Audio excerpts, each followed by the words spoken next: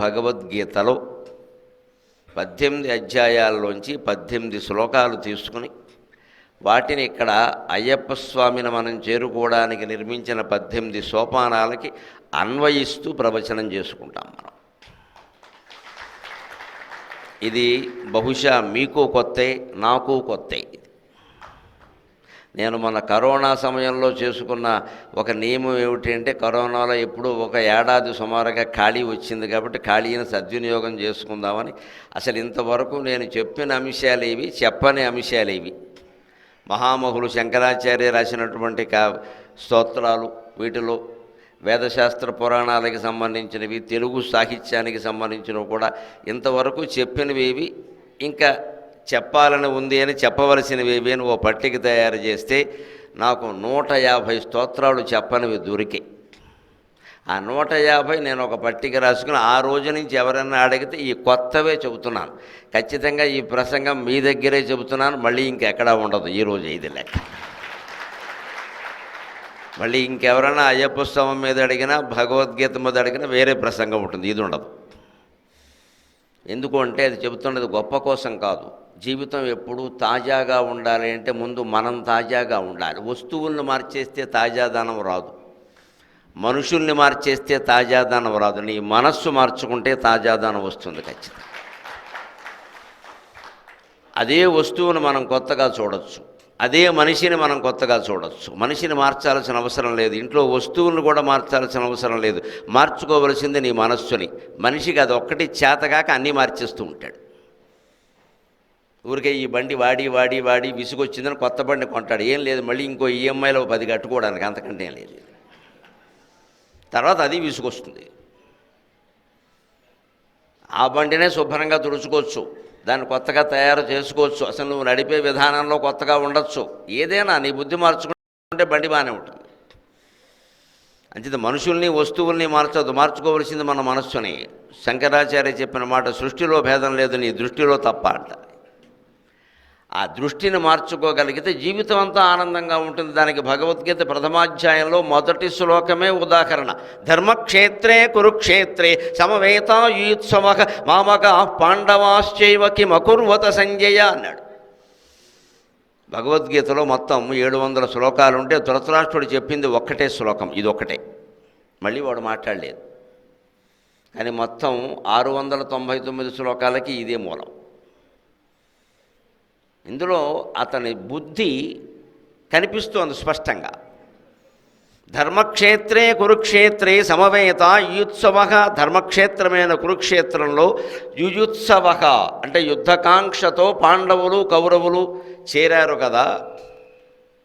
మామక పాండవాశ్చైవ కిమకుర్వత సంజయ, పాండవులు కౌరవులు ఏం చేశారయ్యా, ఎలా యుద్ధం చేశారయ్యా అని అడగదలుచుకున్నాడు. మంచిదే, కానీ ఇక్కడ చిన్న మలుపు ఏమిటంటే వీడు బుద్ధి కనపడుతోంది అక్కడ. కౌరవాహ పాండవాహ అనలేదు, అది కీలకం. మామకాహ పాండవాహ అన్నాడు, అది కీలకం. అందుకోసం చెప్పాల్సి వచ్చింది భగవద్గీత. మా వాళ్ళు పాండవులు అన్నాడు, అంటే కౌరవుల్ని తన వాళ్ళగా భావిస్తున్నాడు, పాండవుల్ని పరాయి వాళ్ళగా భావిస్తున్నాడు. ప్రపంచంలో దుఃఖాలన్నిటికీ, తగాదాలన్నిటికీ, యుద్ధాలన్నిటికీ మూలం ఈ స్వపర భేదమే, ఇంకేం లేదు ఇక్కడ. వీళ్ళు నా వాళ్ళు, వీళ్ళు పరాయి వాళ్ళు అన్న భేదమే మొత్తం తగాదాలకి మూలం. ఇంట్లో ఉండే భార్యాభర్త ఎలా ఉంటారు, తన వాళ్ళు వస్తే ఒకలా ఉంటారు, వేరే వాళ్ళు వస్తే ఒకలా ఉంటారు. భర్త తరఫు బంధువులు వస్తే ఈవిడికి నచ్చదు, ఊరికే చచ్చిపోతున్నాను చేయలేకంటుంది. తన తరఫు బంధువులు వస్తే ఎప్పుడో వచ్చారుంటుంది. భర్తేనా అంతే, వాళ్ళ తమ్ముడో వాళ్ళ అక్కయో వస్తే మా అక్క రాక వచ్చింది అంటాడు. ఒకళ్ళు వీళ్ళ అక్కో వీళ్ళ వాళ్ళు వచ్చారు, వచ్చేస్తున్నారు ఇక్కడ ఎగేసుకుని అంటాడు. ఇక్కడ ఇది అర్థమైతే మొత్తం ప్రపంచం అంతా అర్థమవుతుంది. ఇక్కడ భేదం ఎందుకు వస్తుంది, ఎవరైనా ఒకటే కదా. లేదండి నా వాళ్ళు పరాయి వాళ్ళు. ఈ నా అనడానికి పరాయి అనడానికి మూలం ఎక్కడిది, మూలంలోకి పెడితేనే ఏదైనా సమస్య పరిష్కారం అవుతుంది. ఊరికి ఉపదేశాలు ఇస్తే అవ్వదు. ఇక్కడ ఎందుకు వస్తుంది, దేహాన్ని బట్టి వస్తుంది. ఈ దేహం నేను అనుకోబట్టి ఈ దేహానికి సంబంధించిన బంధాల్లో ఏది దగ్గర ఏది దూరం అనే లెక్కలేస్తున్నాం మనం. లేకపోతే నిజానికి భర్త కంటే భార్య కంటే దగ్గర బంధం ఏదైనా ఉంటుందా ప్రపంచంలో? వారిద్దరి వల్లే కదా మళ్ళీ ఇంకో 2 3 పుట్టారు ఇక్కడ. భార్యాభర్త కంటే మనకి సన్నిహితం కాగలిగిన వాళ్ళు ఇంకెవరు లేరండి. శారీరకమైన సాన్నిహిత్యం కూడా ఉంది అక్కడ, మిగిలిన వాళ్ళతో అది లేదు కదా మనకి. శారీరకమైన సాన్నిహిత్యం కూడా ఉంది అక్కడ. ఆ బంధాన్నే మనం పరాయిగా భావిస్తున్నామంటే ఈ శరీర బంధం మీద అంత బాగా జిడ్డు మడ్డి పేరుకుపోయి ఉన్నాం అన్నమాట మనం. ఇది నేను అంతే, నువ్వు ఎన్ని చెప్పు నా వాళ్ళే అంతే, పరాయి వాళ్ళు నా వాళ్ళు కాదు, నేను చేయను. దీనికి విరుగుడు ఇది ఎక్కడ మొదలైంది?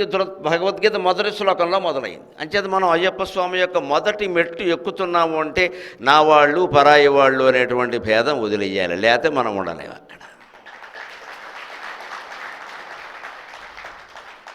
అది కులపరంగా కానీ మతపరంగా కానీ ప్రాంతపరంగా కానీ ఏ పరంగా ఏ భేదం ఉన్నా సరే వదిలేవలసింది. ఆ భేద దృష్టి నశించినప్పుడే మొదటి మెట్టు ఎక్కే అర్హత మనకు వస్తుంది. ప్రథమ సోపానం చాలు. భేదం నీలో ఉన్నంతకాలం 18 కాదు 180 మెట్లు ఎక్కినా ఒకటే. మనకి గొప్పలు చెప్పుకోవడానికే పనికొస్తాయి. నేను 18 సార్లు వెళ్ళా, నేను 30 సార్లు వెళ్ళా, నేను 60 సార్లు. దీనివల్ల ట్రావెల్స్ బస్సుల వాళ్ళు బాగుపడతారు, మన జీవితాలు బాగుపడవు. నన్ను మన్నింతురుగాక. ఈ గొప్పలు చెప్పడం అందరూ మానేయండి. ఇంకా నువ్వు ఎన్నిసార్లు వెళ్ళావని ఎవడు అడగలేదు ఇక్కడ. ఇన్నిసార్లు పెడితే ఒక పదవి, అంతకంటే ఎక్కువ పెడితే ఒక పది, ఇదంతా అజ్ఞానమే.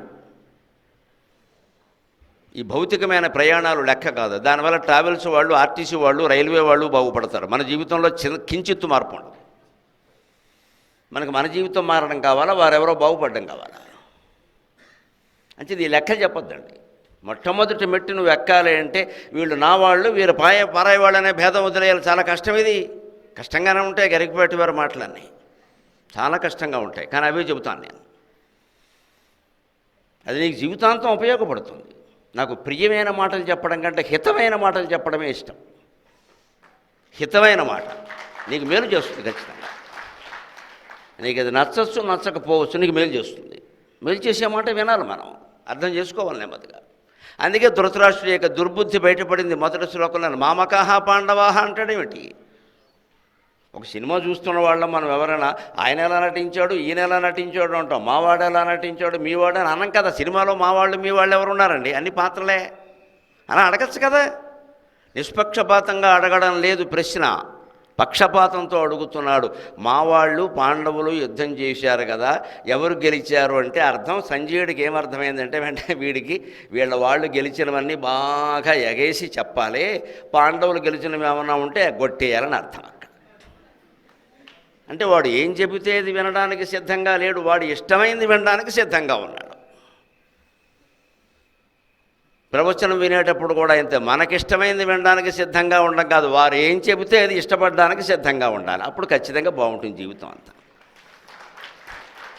నాకు ఇష్టమైంది ఏం చెబితే బాగుంది, నీకు ఇష్టమైంది నేను చెబితే నాకు ఇంత పెద్ద ఆసనం ఎందుకు, నన్ను కూడా అక్కడే కూర్చోబెట్టేవాళ్ళు. ఇక్కడ నాకు ప్రత్యేక ఆసనం వేశారంటే అర్థమైంది ఏమిటి, నేను చెప్పేది ఏదో బాగుంటుందనే, లేకపోతే ఎందుకంటే పిలవడం ఎక్కడికి. ఇది ముందు నేర్చుకోవాలి.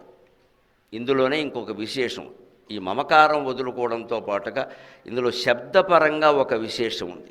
ధర్మక్షేత్రే కురుక్షేత్రే, సంస్కృతంలో శబ్ద విన్యాసం అది. ధర్మక్షేత్రే కురుక్షేత్రే, ఆ క్షేత్రాలు రెండు పక్కన పెట్టండి. ధర్మ కురు అనే రెండు శబ్దాలు పక్కన పెట్టండి. క్షేత్రే క్షేత్రే ధర్మం కురు, ఇది భగవద్గీత సారాంశం. క్షేత్రే క్షేత్రే ధర్మం కురు, ధర్మక్షేత్రే కురుక్షేత్రే. దాన్ని కాస్త అటు ఇటు తిప్పితే కురుక్షేత్రాన్ని క్షేత్రానికి విశేషణంగా కాకుండా సంస్కృతంలో క్రియాపదంగా ఉపయోగిస్తే కురు అంటే డూ ఇట్, చేయమని అర్థం. Do it. నేనేదో అవధానం చేస్తుంటే అడిగారు, పాండవుల్లో అందరినీ భీముడు అంటారు, నకులుడు అంటారు, అర్జునుడు అంటారు, సహదేవుడు అంటారు, ధర్మరాజుడు అనరేమిటండి, ఆయనకి డూ లేదే, నలుగురికి ఉంది కానీ అన్నాడు. అవధానంలో అప్రస్తుత ప్రసంగంలో ఎలాంటివి సరదాగా అడుగుతారు, మేము అంతకన్నా వారు వంకరగా అడుగుతారు, మేము అంతకన్నా టెంకరగా చెప్తాం. దానికి సరదాకి నవ్వుకోవడమే ముఖ్యమంత్రి. నేను అన్నాను వెంటనే, ఆ డూ తెలుగు డూ కాదయ్యా, ఇంగ్లీషు డూ అన్నాను నేను. డివోడు కురు కురు కురు కురు కురుదో కురది, డివోడు చెయ్యి. ధర్మరాజు అందరికంటే పెద్దవాడు కదా, ఆయన భీమో డూ, నకులు డూ అంటాడు. ఆయన భీమా ఈ పని చేయి, అర్జున ఈ పని చేయి. ధర్మరాజును డూ అనేవాడు అవడు లేడు, అందుకని ఆయనకు డూ లేదు. వీళ్ళ నలుగురికి ఉంది బో అన్నది.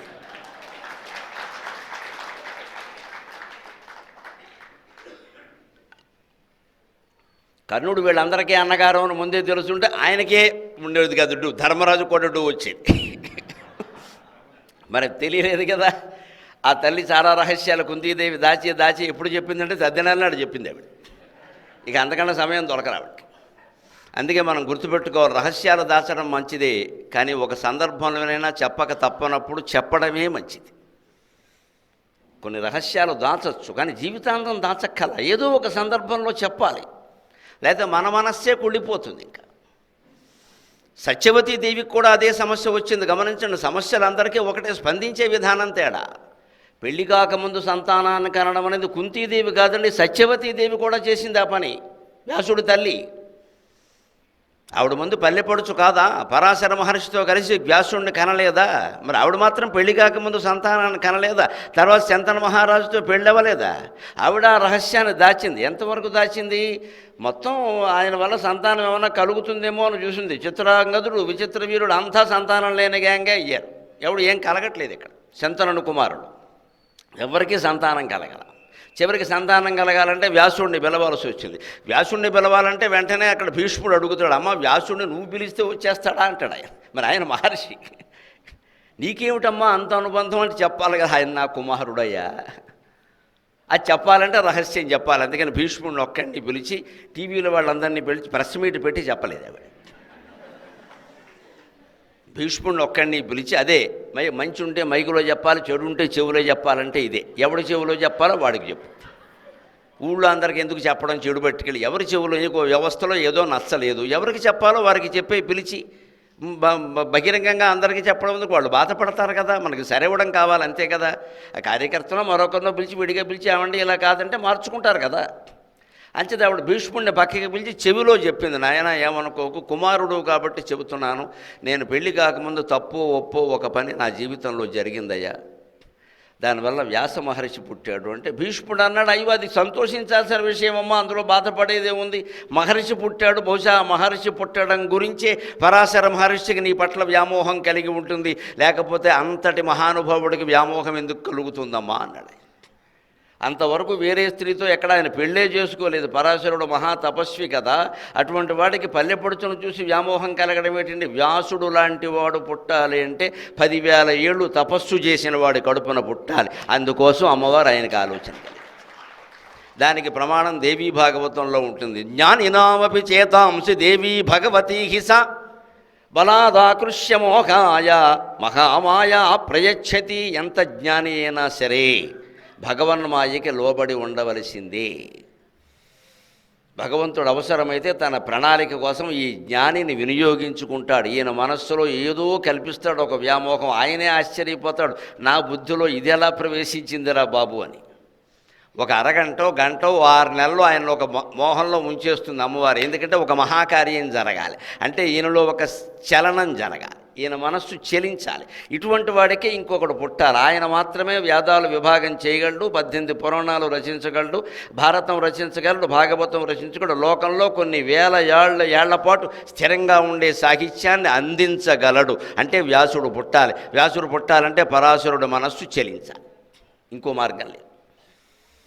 అలా జరిగిందని చెబితే ఆ రహస్యాన్ని వినియోగించుకుని ఆవిడని ఏమీ అనకపోగా ఇంకాస్త గౌరవించి భీష్ముడిని పిలిపించి సంతానోత్పత్తికి ప్రణాళిక రచించారు. అప్పుడైనా చెప్పింది. కుంతీదేవి ఏం చేసింది, వెర్రిమోహం వేసుకుని ఎక్కడ పరువు పోతుందో ఇవాళ ఎందుకు రేపెందుకు ఆలుండి ఎందుకు అని వాయిదాలు వేసి సత్యనారాయణ వ్రతంలో షావుకారు గారు వ్రతం చేస్తానని వాయిదాలు వేసినట్టే అలా మొత్తం వాయిదాలు వేసేసి చివరిలో పోనీ చెప్పకుండా ఆవిడ పోయినా కూడా వదిలిపోయి తద్దినాలు పెడుతుంటే చెప్పింది. ఇక్కడ ధర్మరాజుకి మంట ఎత్తిపోయింది.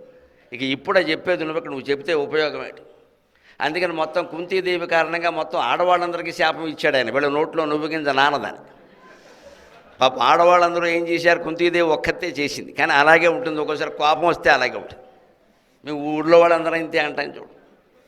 ఈ భిన్న ప్రవృత్తి నుంచే మనం జాగ్రత్తగా ఉండాలి. మన మనస్సులో ఉన్నవి ఏది దాచాలి, ఏది దాచకూడదు, ఏది ఎలా చెయ్యాలంటే ధర్మక్షేత్రే ధర్మం కురు.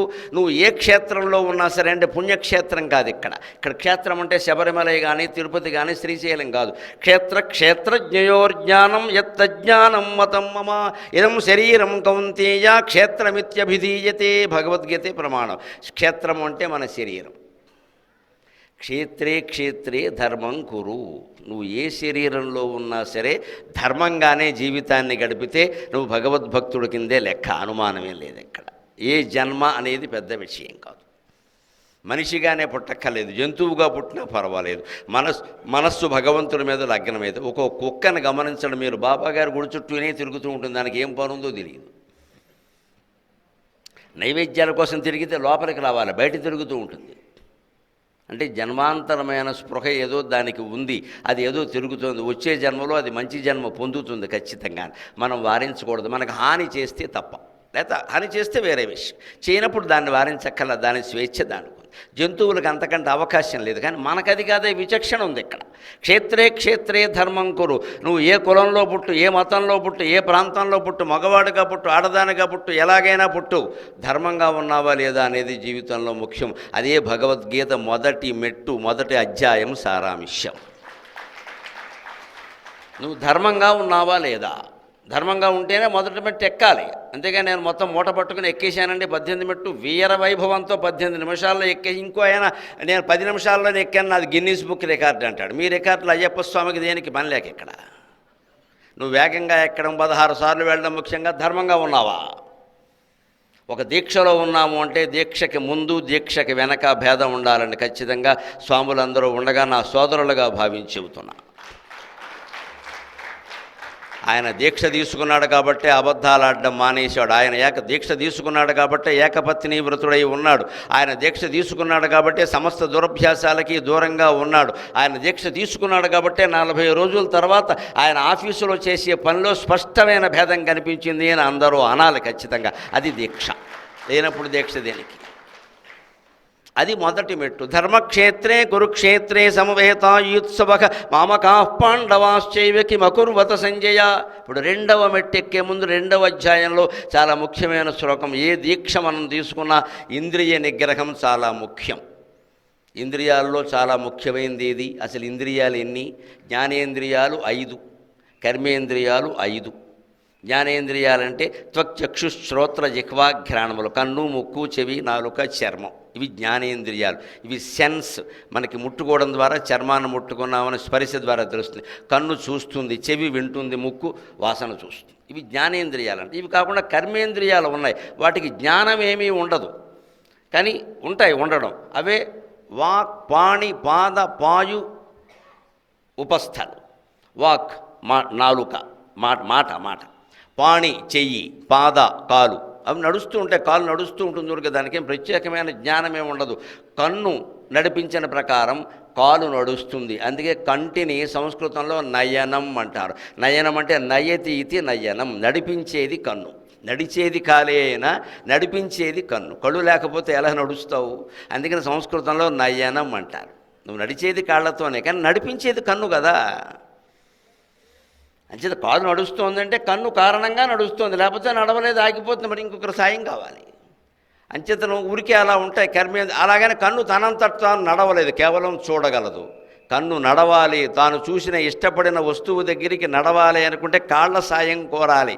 నేను కంటిని కదా, నేను పెద్దదాన్ని అంటే కుదరదు. నువ్వు కంటివి, కన్నావంతే. నడవాలంటే కాలు ఉండాలి. అంచేత ఎంత పెద్దవాడైనా చిన్నవాడి సాయాన్ని అపేక్షించవలసిందే. పెద్ద చిన్న భేదం కుదరదు ఇక్కడ.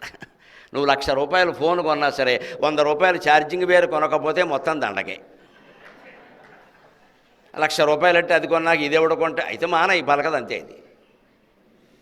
ఇది 100 రూపాయలే ఉంటుంది, అది 1,00,000 రూపాయలు ఉంటుంది. కానీ దానికి దీని అవసరం ఉందా లేదా? అలాగే వాక్, పాణి, పాద, కాళ్ళు అంతే. పాయువు మూత్ర విసర్జన ఇంద్రియం, ఉపస్థ మూత్ర విసర్జన ఇంద్రియం, పాయువు మల విసర్జన ఇంద్రియం. ఏవి లేకపోయినా మనకేమీ కావు ఇక్కడ. కానీ ఈ 5 జ్ఞానేంద్రియాలు 5 కర్మేంద్రియాలు కూడా ముఖ్యం కాదండి. దాని గురించి భగవద్గీతలో ఎక్కువగా చెప్పడు. ఏం చెబుతున్నాడు పరమాత్మ 2వ అధ్యాయం సాంఖ్యయోగంలో అంటే, యదా సంహర తేజాయం కూర్మో అంగానీవ సర్వశః ఇంద్రియాణీంద్రియార్థేభ్యః తస్య ప్రజ్ఞా ప్రతిష్ఠిత. సాంఖ్యయోగంలో ఇంద్రియ నిగ్రహం గురించి చెబుతూ పరమాత్మ ఏమంటున్నాడంటే 10 ఇంద్రియాలు కాదయ్యా, 10ంటికి మూలమైంది ఒకటి ఉంది, 11వది అన్నాడు. ఆ 11వదే మనస్సు. దాన్నే దిక్కుమాలింది అంటారు లెక్క. అంతకంటే దిక్కుమాలింది మన జీవితంలో లేదు. మన శరీరాన్ని మార్చుకోవచ్చు, మనస్సును మార్చుకోవడం చాలా కష్టం అండి. శరీరాన్ని నువ్వు మార్చుకోక్కర్లేదు, అదే మారిపోయింది. 10 ఏళ్ళప్పుడు ఒకలా ఉన్నాం, 30 ఏళ్ళప్పుడు ఒకలా ఉన్నాం, 60 ఏళ్ళప్పుడు ఒకలా ఉన్నాం. మారిపోలేదేటి? మారిపోయినా కూడా కొంతమందికి ఇష్టం లేక మళ్ళీ జుట్టుకు రంగేస్తూ ఉంటారు. అంటే వీడు మార్చేస్తున్నాడు మళ్ళీ ఇక్కడ. అదేదో మారింది, ఆ మార్పు ఇష్టం లేక వీడు మార్చేస్తున్నాడు ఇక్కడ. అదే పనికి మాలిన మార్పు అంటే నీదో మార్పు ఒకటి ఇక్కడ. శరీరాన్ని మార్చుకోవడం సమస్య కాదు. ఇందాక ఆయన చెబుతూ మేకప్ గురించి, మేకప్ 100 మేకప్లు వేస్తాం. You should make your self up. నువ్వు నిన్నటికంటే ఈవేళ ఏమైనా ఎదిగా లేనప్పుడు దేనికి నీ జీవితం ఇక్కడ.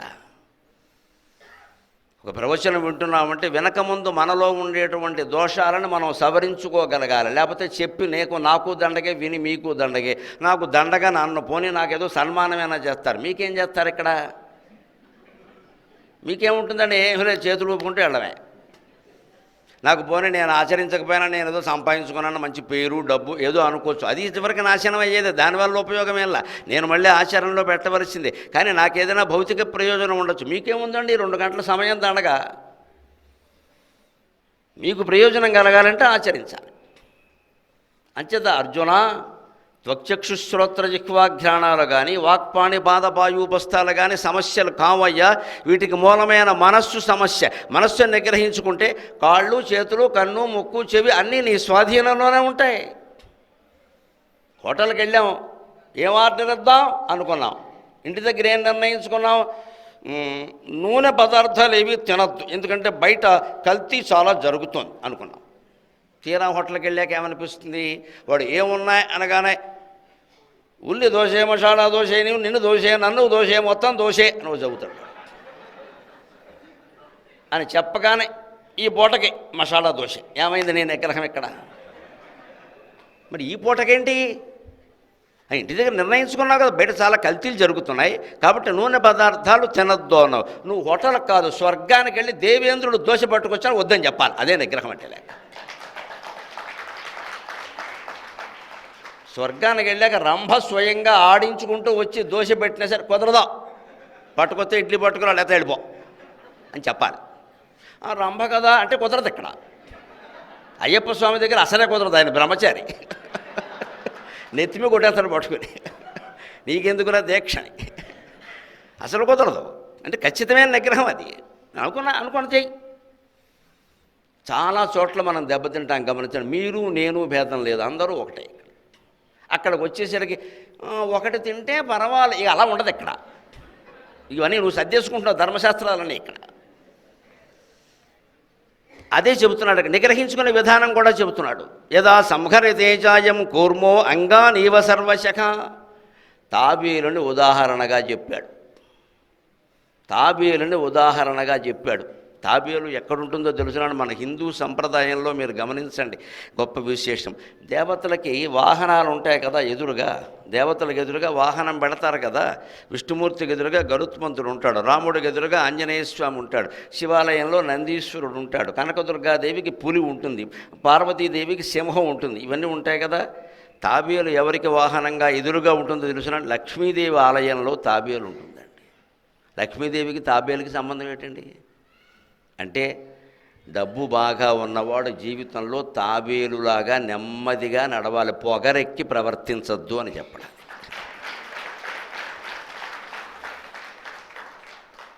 దాన్ని కేశవనామాల్లో చెబుతారు. కేశవ, నారాయణ, మాధవ, గోవింద, విష్ణు, మధుసూదన, త్రివిక్రమ, వామన, శ్రీధర, హృషీకేశ అంటారు. శ్రీధర అంటే లక్ష్మీదేవిని ధరించాడు. ఆ సకల సంపదలు నిన్ను చేరినప్పుడు నువ్వు ఎలా ఉండాలంటే హృషీకేశ. హృషీకం అంటే ఇంద్రియం, హృషీక ఈశక. ఇంద్రియాలన్నీ ఎవడి అధీనంలో ఉంటాయో వాడు హృషీకేశు.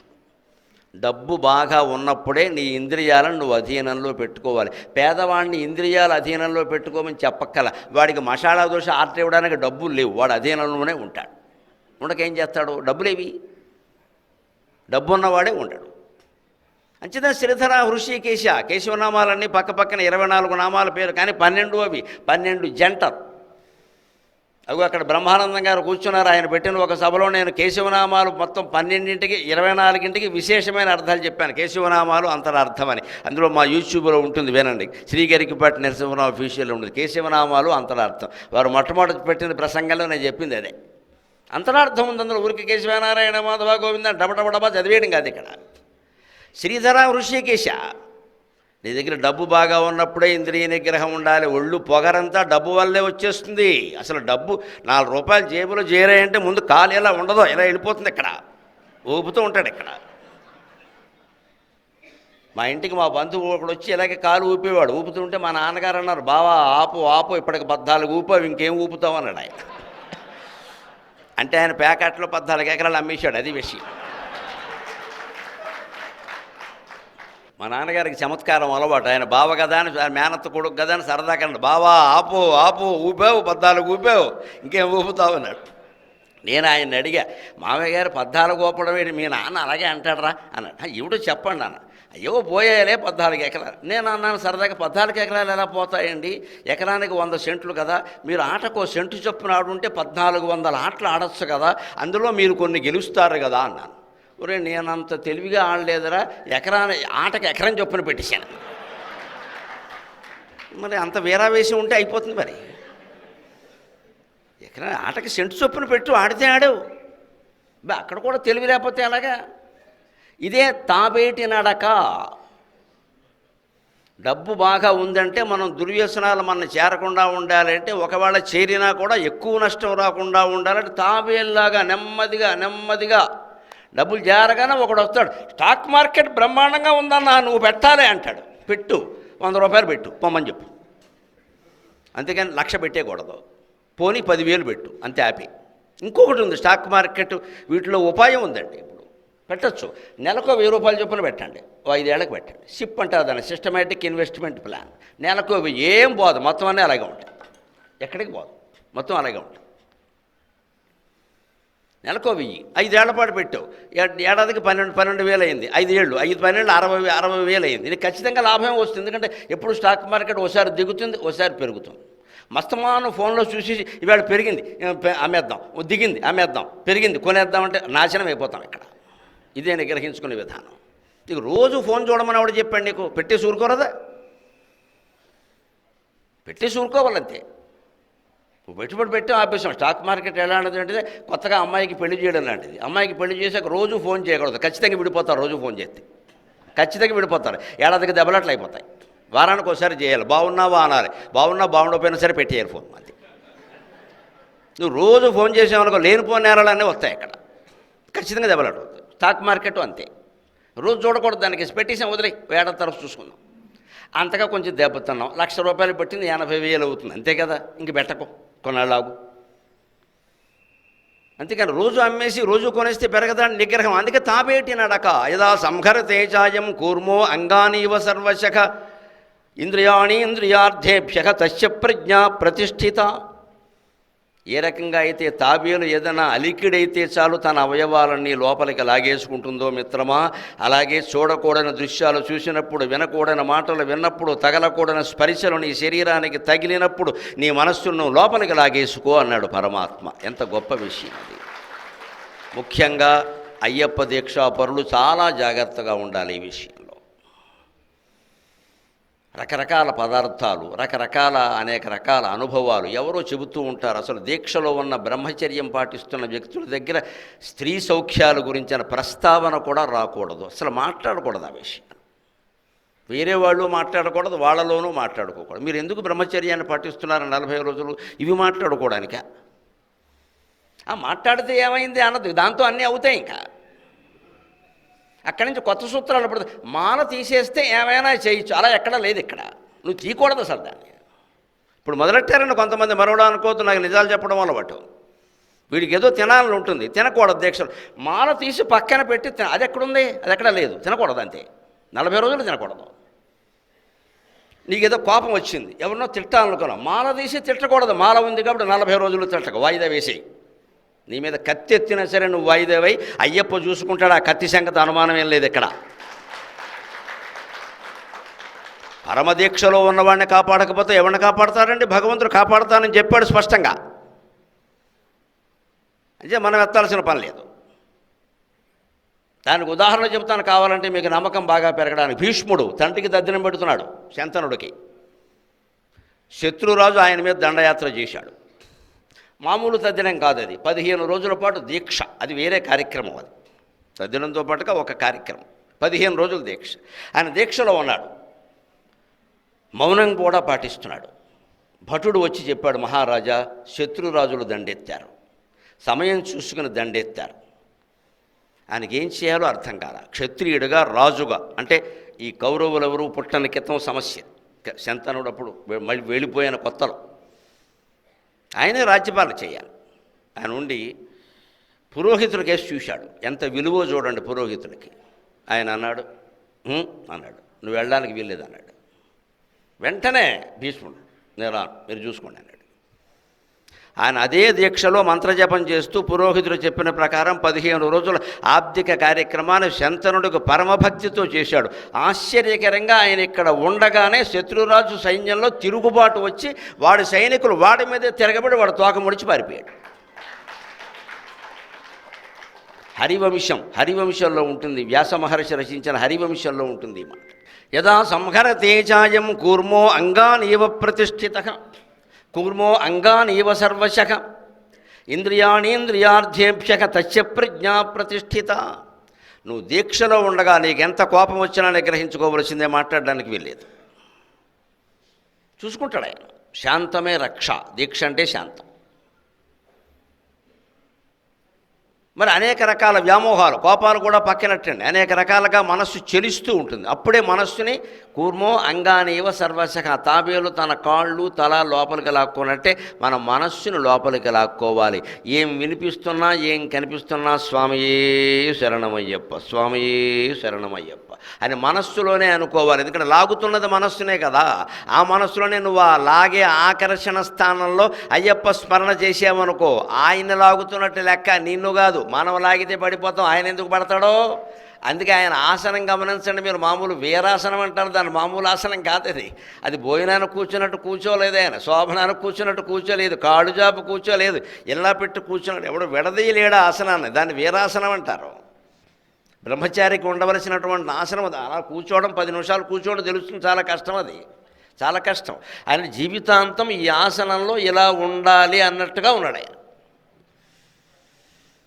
అంచేత ఆయన్ని మనం శరణు వేడితే మన మనస్సును మనం లోపలికి నిగ్రహించుకుంటే మనకి ఏమీ కాకుండా ఆ నామాన్ని, ఆ ఆలోచన స్థానంలో, ఆ ఆకర్షణ స్థానంలో భగవన్నామాన్ని పెట్టాం కాబట్టి అది ఆ విషయం అది చూసుకుంటుంది. తస్య ప్రజ్ఞ ప్రతిష్ఠిత. ఎవరైతే ఇంద్రియాలని ఇంద్రియార్థాల నుంచి, అంటే కంటిని చూపు నుంచి ఏదో చూడాలనిపిస్తుంది కానీ చూడకు, కళ్ళు మూసుకుంటే సరిపోదండి, మనస్సు ఆలోచిస్తుంది. దాని గురించి 3వ అధ్యాయంలో చెబుతున్నాడు. తృతీయోధ్యాయ కర్మయోగ. 2 మెట్లు ఎక్కా, 3వ మెట్లు ఎక్కాలంటే అర్హత ఏమిటో తెలుసా? మనస్సును లోపలికి లాక్కుంటే సరిపోదు, లోపల లాక్కున్న మనకు లోపలికి అంతులెత్తూ ఉంటుంది మళ్ళీ. ఇది కర్మేంద్రియాణి సంయమ్య ఆస్తే మనసాస్మరన్ ఇంద్రియార్థాన్ విమూఢాత్మ మిథ్యాచారస్య ఉచ్యతే. కొంతమంది ఎలా ఉంటారు అంటే కాళ్ళు చేతులు కట్టేసుకుని కూర్చుంటారు, జపం చేస్తున్నట్టే ఉంటారు, పూసలు నడుస్తూనే ఉంటాయి, ఆలోచన అంతా స్టాక్ మార్కెట్ మీదే ఉంటుంది. కేశవాయ నమః నారాయణాయ నమః 70,000 పెట్టాం, 80,000 పెట్టాం, ఇదే గొడవ. ఇంక ఈ పూసలు దేనికి? ఇదో డ్యాన్స్ కార్యక్రమం, ఇదో డ్యాన్స్ కార్యక్రమం ఇది. పైగా వీళ్ళు బహిరంగంగా చేస్తారు జపం, పనికి మాలిన విషయం అంటారు. ఎవరి కోసం చేస్తున్నావు జపం? బహిరంగ జపం ఏంటో అర్థం లేకుండా పూసల దండ పెట్టుకుని అరుగు మీద కూర్చొని తిప్పుతున్నాడంటే పెద్ద డ్రామా ఆర్టిస్ట్, వాడిని నమ్మకూడదు. అరుగు మీద తిప్పే పని ఏంటి నీకు? ఇంట్లో కూర్చో. అసలు మన ఆధ్యాత్మికమైన నియమాలని, జపతపాలని బహిరంగపరచకూడదు. పూర్వం బ్రాహ్మణులు ఏదైనా నిష్టలో ఇంట్లో ఉంటే ఎవరిని రావద్దని చెప్పేవారు. ఎవరి మీద వారికి ద్వేషం కాదు, ఆ జపము తపము నిష్ట బహిరంగమైతే ముందు వీడు చెడిపోతాడు, వాడి బాధ వాడిది. అందుకే ఎవరిని రానిచ్చేవాడు కాదు. కులద్వేషం కాదు, అది పొరపాటు అర్థం చేసుకుంటారు దాన్ని. ఆయన మనస్సు తిన్నగా ఉండాలంటే నువ్వు లోపలికి వెళ్ళకూడదు. బ్రాహ్మణులు కూడా రానివ్వరు వాళ్ళు. సొంత బావమరుది వచ్చినా కుదరదు అంటారు అంతే. ఎందుకంటే జపం చేసుకో, సహస్ర గాయత్రి చేస్తున్నాడు ఆయన, మధ్యలో ఈ గోలేంటి ఇక్కడ? ఎందుకంటే ఈ మనస్సు ఎటువంటిది అంటే నువ్వు చేతులు కాళ్ళు కట్టుకున్నంత మాత్రాన లాభం లేదు ఇక్కడ. అదే చెబుతున్నాడు కృష్ణుడు 3వ అధ్యాయం కర్మయోగంలో. కర్మేంద్రియాణి సంయమ్య, కర్మేంద్రియాలని సంయమ్య నియమంలో పెట్టాడు, బాగానే ఉంది. ఆస్తే మనసా స్మరన్, మనస్సులో మాత్రం అక్కడికి వెళితే బాగుండేది, అది తింటే బాగుండేది, అక్కడ కాసేపు ఉంటే బాగుండేది, దేనికి పని లేకపోక కొంతమంది ఉపవాసం ఉంటారు, కాస్త పాపం 11, 12 వరకు బాగానే ఉంటారు, కానీ పాపం ఆగలేక 1 గంట అయ్యేసరికి ఏమిటో ఆత్మారాముడు శాంతిస్తే కానీ మొత్తం సాయంత్రం వరకు ఆత్మారాముడే సరిపోయింది ఇక్కడ. ఇక ఇలాంటి వాళ్ళ కృష్ణుడు చెప్పే ఉపాయం ఏంటంటే ఆ భోజనం ఏదో చేసి ఎందుకు వచ్చిన గొడవ అయిపోయింది ఇది. ఇంకా అదా నీరస పడుతూ వచ్చిన వాళ్ళ దగ్గర వల్ల ఏమిటో ఉండలేకపోతున్నావు, ఉండక తప్పదు, ఎందుకు ఈ సాగతీత, నిన్ను ఉండమని ఆవిడ చెప్పాడు. ఉండదలుచుకుంటే ఉండు, ఉండగలిగితే ఉండు, లేకపోతే మానేయి. మనస్సు నియమంగా ఉందా లేదా అనేదే ముఖ్యం. నువ్వు అరటిపండు నోట్లో పెట్టుకుంటే ఉపవాసం భంగం అవ్వచ్చు, కానీ భగవంతుడికి కోపం అయితే రాదు, నేను గ్యారంటీ ఇస్తాను ఆ విషయం.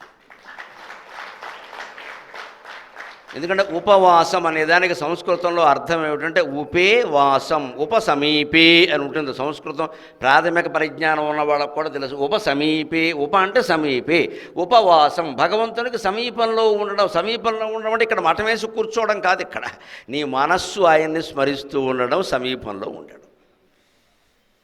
మనస్సు భగవంతుడు స్మరిస్తూ ఉన్నప్పుడు నువ్వు 2 ఇడ్లీ తిన్నా, 2 అరటిపళ్ళు తిన్నా, ప్రాణం నిలబెట్టుకుందుకు ఏదైనా చేసినా ఆయనకేం అనిపించదు. వాడు మనస్సు నాకు అర్పించాడు, వాడు అరటిపళ్ళు తింటే నాకే, అనపకాయ తింటే నాకే అంటాడు.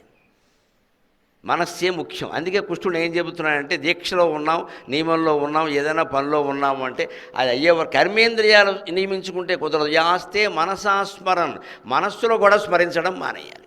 దానివల్ల ఏమవుతుంది, మనస్సులో స్మరించి ఇంద్రియాలు బయటికి నిగ్రహించుకుని మనస్సులో మాత్రం అవ్య ఆలోచనలు ఉంటే ఎలా ఉంటుంది ఇది? మిథ్యాచారస్య ఉచ్యతే ఆస్తే మనసాస్మరణ ఇంద్రియార్థాన్ విమూఢాత్మ. వాడు మూఢుడు కాదు, విమూఢుడు అన్నాడు. ఎందుకంటే వీడు మూఢత్వంలో ఉండడం కాదు, లోకాన్ని కూడా మాయ చేస్తున్నాడు, లోకాన్ని కూడా మాయ చేస్తున్నాడు. జపం చేసేవాడు కళ్ళు మూసుకున్నాడు అంటే, దొంగ జపం చేస్తారు కొంతమంది లోకం కోసం, వాళ్ళు కళ్ళు మూసుకున్నారంటే అర్థం లోకాన్ని మాయ చేస్తున్నారు, కళ్ళు తెరిచారంటే అర్థం లోకం మాయలో పడుతున్నారు, అదే అర్థం ఇక్కడ. నువ్వు దొంగ జపం చేస్తున్నావు, కళ్ళు ఎందుకు మూసుకుంటున్నావు, ఎదుటివాడు జపం చేస్తున్నాడు అనుకోవాలని. మరి కళ్ళు ఎందుకు తెరిచావు, 500 రూపాయలు ఏమైనా పెట్టాడేమో, అరటిపళ్ళు పెట్టాడేమో చూసుకోవాలి కదా, లేకపోతే ఎవడైనా పట్టుకుపోతాడేమో. నువ్వు నిజంగా చెట్టు కింద కూర్చుని జపం చేస్తే నువ్వు కళ్ళు మూసుకున్నావు కదా, మూసుకునే ఉండొచ్చు కదా, మూసుకోడు, 5 నిమిషాలకు ఒకసారి చూస్తూ ఉంటాడు, ఏదైనా ఉంటే వెనకాల పెట్టేసి మళ్ళీ చేసుకుంటాడు. అంటే ఎందుకు జపం చేస్తున్నాడంటే 500 కోసం, అరటిపళ్ళు కోసం. ఇదే మిథ్యాచారం అంటే. వీడు లోకాన్ని మాయ చేస్తున్నట్టు కాదా? తెలియని వాళ్ళు ఏమనుకుంటారు పాపం, పొద్దున్నుంచి అలాగే కూర్చున్నాడమ్మా, ఏమన్నా తిన్నాడా లేదో అని మగాళ్ళ కంటే ఆడాళ్ళకి ఎక్కువ జాలి. మంగళసూత్రాలు అమ్మేసి డబ్బులు ఇచ్చేస్తారు, అనుమానం లేదు అక్కడ. చిన్నపిల్లాడైతే మరీ చెప్పలేదు, ఇంకా చిన్నపిల్లాడమ్మ, లేకపోతే ఇంకోళ్ళమ్మ, పెద్ద ఆయనమ్మ, ముసలాయనమ్మ అని ఏదో చేసి డబ్బులు ఇచ్చేస్తారు. ఈ దేశంలో గౌరవం పొందాలంటే అనాకాసు కష్టపడాల్సిన పని లేదమ్మా. చెట్టు కింద కూర్చొని జపమాల తిప్పుతూ ఉంటే సాయంత్రానికి 500 ఖాయం, ఒక గెల అరటిపళ్ళు ఖాయం. ఆ రోజు వెళ్ళిపోయింది. మనం మర్నాడు చూసుకుందాం, ఎన్నాళ్ళు నడుస్తుంది ఇలాగా. అదే మిథ్యాచారక.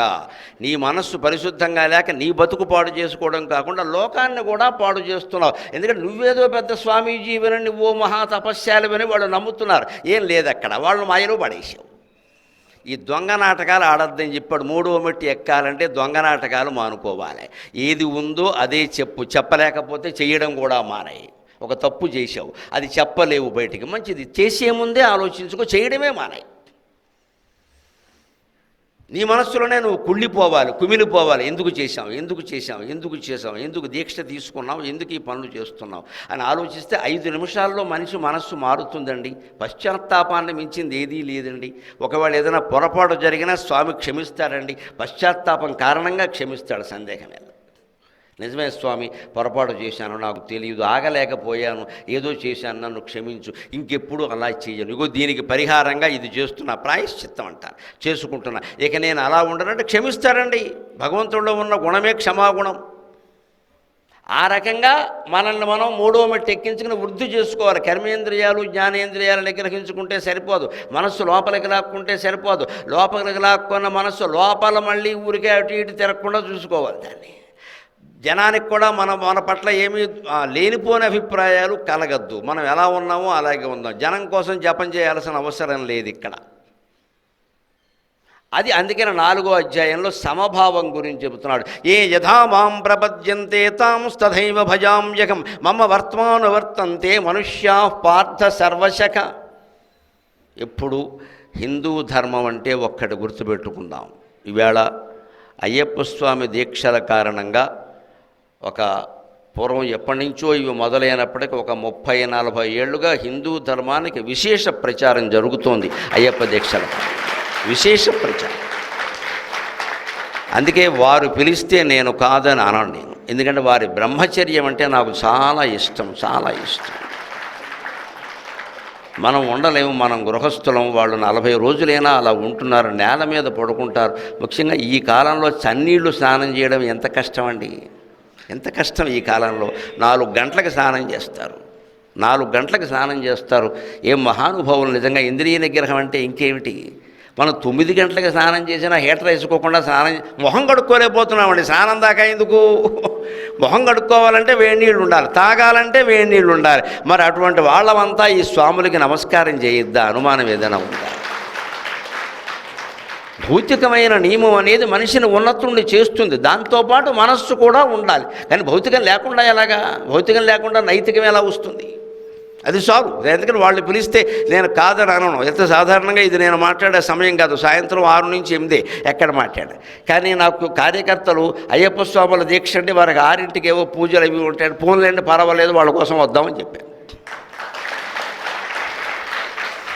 మధ్యాహ్నం నిద్ర మానుకుని వచ్చాం దంపతులు ఇద్దరం కూడా, లేదా శుభ్రంగా పక్కే పడుకోవడమే హాయిగా, భోజనం చేసాం పడుకుంటాం. వాళ్ళు పాపం 6ంటికి పూజలు ఉంటే మనం కొంచెం సమయం మార్చుకుందాం, దానికి ఉంది, ఊళ్ళోనే కదా. ఒక గౌరవం. ఎందుకంటే నేను చూస్తున్న ఒక 30-40 ఏళ్లుగా హిందూ ధర్మానికి విశేష ప్రచారం వీరి దీక్షల వల్ల లభిస్తుంది, వీరి దీక్షల వల్ల లభిస్తుంది. అందులోనే మనం గ్రహించాలి, హిందూ ధర్మంలో ఎప్పుడూ దేవతల మధ్యలో భేదాలు ఉండవు. ఏ దేవతని మనం తక్కువ చేయొద్దు. కావాలంటే నువ్వు పూజించేటువంటి రూపాన్ని గురించి నువ్వు ఎక్కువ మాట్లాడు, తప్పు లేదు, నాకు అదే ముఖ్యమండి అని చెప్పు. కానీ ఇంకా ఏ రూప దూషణ చేయకూడదు. ఒక రూపంతో ఇంకో రూపాన్ని పోల్చి తగ్గించడం చేయకూడదు ఎప్పుడు. దాన్ని 4వ అధ్యాయంలో జ్ఞానయోగంలో చెబుతున్నాడు. జ్ఞానం అంటేనే అంతా ఒక్కటే, అదే నేను, అదే జ్ఞానం. జ్ఞానం అంటే ఏమిటని ఒక్క మాటలో చెప్పాలంటే హాయిగా చెప్పచ్చు, అంతా ఒక్కటే, ఆ ఒక్కటే నేను, అదే జ్ఞానం. ఏ యథా మాం ప్రపద్యంతే తాం తథైవ భజామ్యహం మమ వర్త్మానువర్తంతే మనుష్యా పార్థ సర్వశః. అర్జున, ఎవరు ఏ రకంగా నన్ను ఆరాధిస్తే వారిని ఆ రకంగా నేను అనుగ్రహిస్తున్నానయ్యా. నువ్వు ఎవరిని పనిగట్టుకుని మతం మార్చాల్సిన అవసరం లేదు అని చెప్పాడు. అంచేతన హిందువులెవరం మతం మార్చే ప్రయత్నం చెయ్యవండి. మనం ఇప్పుడు ఏ దశలో ఉన్నామంటే మన వాళ్ళు మారిపోకుండా ఉంటే చాలు, ఇంకేం అక్కర్లేదు. అది కాపాడుకోవాలి కదా. శత్రువుల్ని ఏదో చేయడం వేరే విషయం, మన సైన్యాన్ని మనం కాపాడుకోవాలి కదా. అందున మన వాళ్ళు బాగా ఇంకా పొదుపు సంసారంలో కూడా పొదుపొచ్చి ఒక్కరి మించి ఎవరూ కండం లేదమ్మా. ఎలా కుదురుతుంది? అయ్యప్ప దీక్షల ముందు అంటే బాగుండదు, కానీ తర్వాత సంసారాల్లో ప్రవేశించే కనీసం 3 కానండి, కనీసం 3 కానండి. ఎందుకంటే ముఖ్యమంత్రులు చెప్పిన మాటే నేను చెబుతున్నాను, దీంట్లో ఇబ్బంది లేదు. ముఖ్యమంత్రులే చెప్పారు 3 కానమని చెప్పారు, లేకపోతే సంఖ్య పెరగదండి. ఇంక చివరి ముందు ఎవరు ఉంటారంటే పళ్ళు ఊడిపోయి కళ్ళు కనపడకుండా అంతా అబౌవ్ 90 అన్నీ పళ్ళే, ఇంక పచ్చికాయలు ఉండవు. ఎక్కడి నుంచి వస్తుంది సంతానం? లేకపోతే జనాభా ఏమవుతుంది? భారతదేశానికి జనాభా శాపం కాదు, 140 కోట్లు వరం మనకది ఖచ్చితంగా. ఇవాళ చైనాని మించిపోయాం. మన వస్తువులు ఎవడూ కొనక్కల్లా, మన వాళ్లే కొంటారు. మొత్తం వినియోగం అంతా కన్జ్యూమింగ్, ఉత్పత్తి ఇక్కడే, వినియోగం ఇక్కడే. ప్రపంచ దేశాలన్నీ మన పొగడ్డానికి మార్కెట్ కారణం అమ్మా, మన వైభవం కారణం కాదు. ఇక్కడ అసలు విషయం అదే, మార్కెట్. అమెరికా వాడు మనతో ఊరికి వంగి ఉంటాడు, ఎందుకంటే మార్కెట్. వాడి దగ్గర తిప్పి కొడితే 30 కోట్లు, అందులో 20 కోట్లు పరాయి వాళ్లే. వాడు సొంత మనుషులు 10 కోట్లు కూడా లేరు ఇక్కడ. మనకి ఇక్కడ 140 కోట్లు పక్కా ఇండియన్స్, తిరుగులేదు ఇంకా. మన జనాభా అది శాపం ఎలా అవుతుందండి? వరం అండి. అందుకే పూర్వం నుంచి అపుత్రస్య గతిర్నాస్తి ఇలాంటి మాటలు పుట్టి ప్రచారం చేశారు బాగా. ఏదో మగపిల్లాడు వంకనైనా 4 అంటారు, కానీ చూద్దాం ఎలాగో అలా పెరుగుతారు.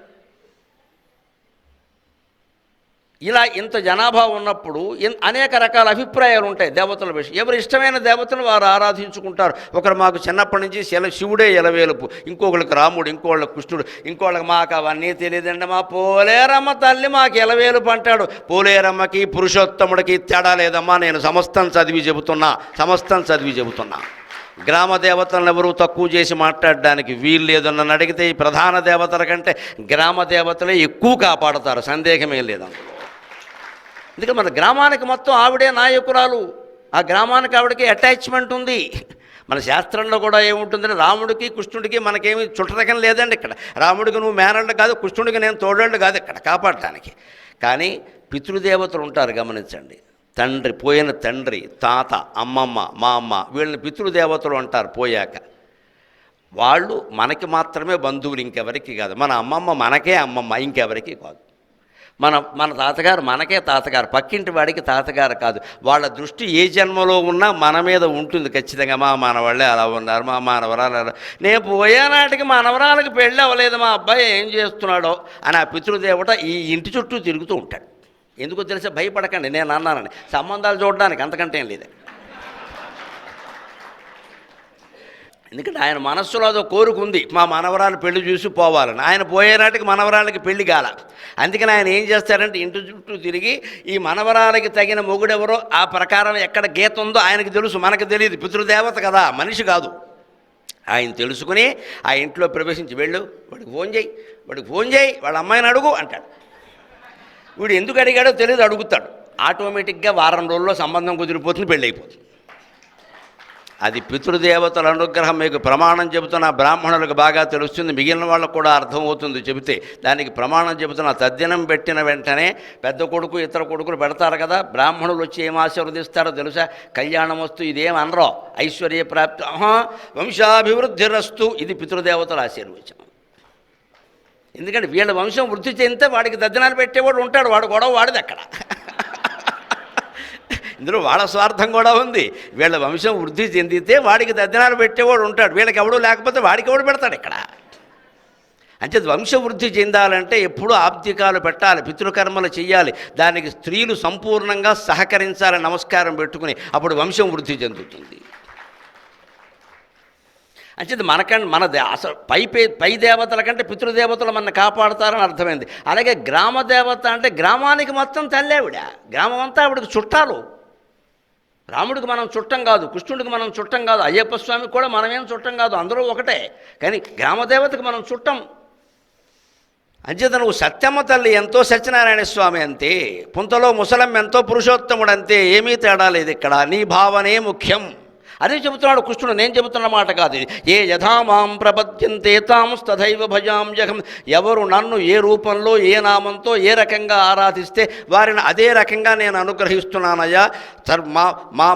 మమ వర్తమానువర్తంతే మనుష్యాక పార్థ సర్వశక.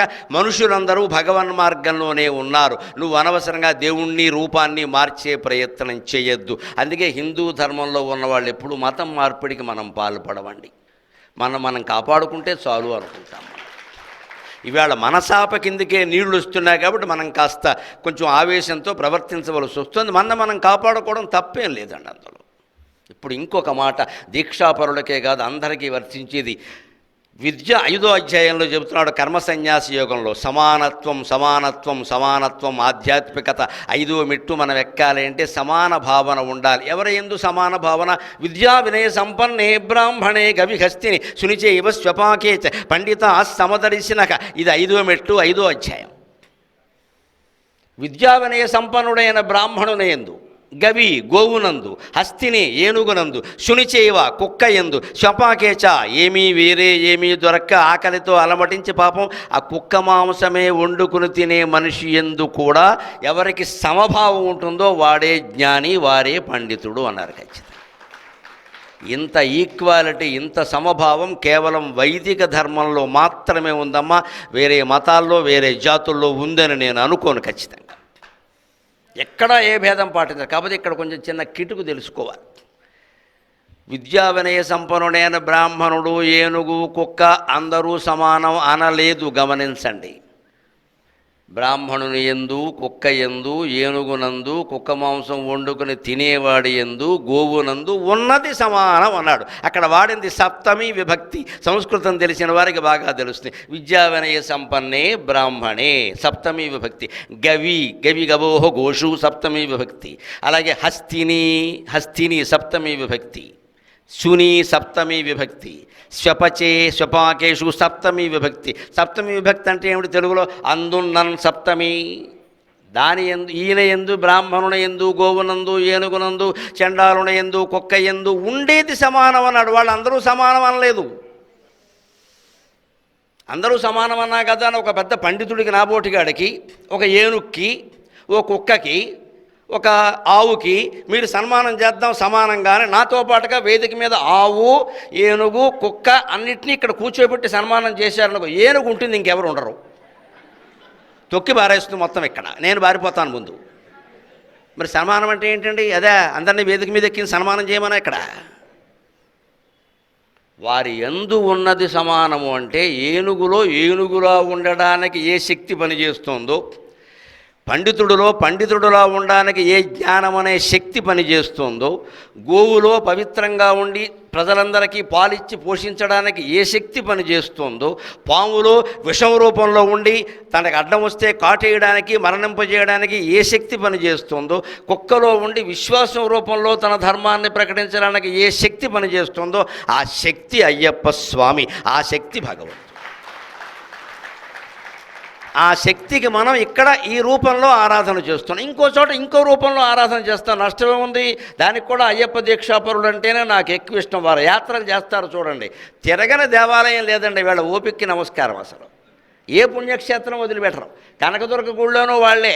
అక్కడెక్కడో స్వర్ణలక్ష్మి ఆలయం ఉంటే వెళ్ళాను నేను ప్రవచనం చెప్పడానికి తమిళనాడు, అక్కడ కనపడ్డారు గురువుగారు. అటు ఇక్కడ ఎవరున్నారా బాబు, తమిళనాడు కదా, తమిళనాడులో నన్ను గుర్తుపెట్టేవాడు ఎవడు ఉంటాడు, నన్ను గుర్తుపెట్టేవాడు ఎవడు ఉంటాడు. తమిళనాడులో ఒకసారి తిరుగుతుంటే చమత్కారం జరిగింది. నేను ఈవిడ ప్రయాణం చేస్తున్న ఇంకో కార్యకర్త ఎవరో కూడా ఉన్నారు. మధ్యలో కొబ్బరి బొండాలు వచ్చాయి. పోనీ బొండాన్ని తాగుదామని, తమిళంలో దాన్ని ఏమంటారో మనకు తెలియదు కదా. బొండా అంటే వాడేమనుకుంటాడో, అది తిట్టుబదమని లోపల బారేస్తాడేమో. అసలే నాస్తిక ప్రభుత్వం అక్కడ. నాకేమనాలో తెలియదు. నాకు అందులో బొండాలు తాగితే ఏమిటంటే కొంచెం గుంజున్న బొండం తాగుతాను నేను. ఉట్టి నీళ్ల బొండం నాకు నచ్చదు. గుంజుంటే కొంచెం తీగా ఉంటాయి ఇవి. అందుకని ఇక్కడైతే గింజున్న బొండం అంటాను, వేరే వాళ్ళు నీళ్ల బొండం అంటారు. అందుకని నేను ఆయన వచ్చిన తర్వాత బొండం అని ఏదో అంటుంటే, ఈయన ఏదో చెప్తున్నాడు ఆయన అంటుంటే, నేను ఇది కాదండి నీళ్ల బొండం అంటే, అతను తన్నీ బొండం అన్నాడు. నీళ్ల బొండం అన్నారు. నాకు వెంటనే స్ఫురించింది, ఆయనకి తన్నీ బొండం ఇయ్యి, నాకు తన్నకుండా ఇయ్యి అని చెప్పాను. ఓహో, ఆయనకి తన్నిస్తాడనమాట, తమిళం వాడు కాబట్టి నన్ను తన్నకుండా ఇవ్వయా అన్నాను. మరి ఇంకేమంటాం?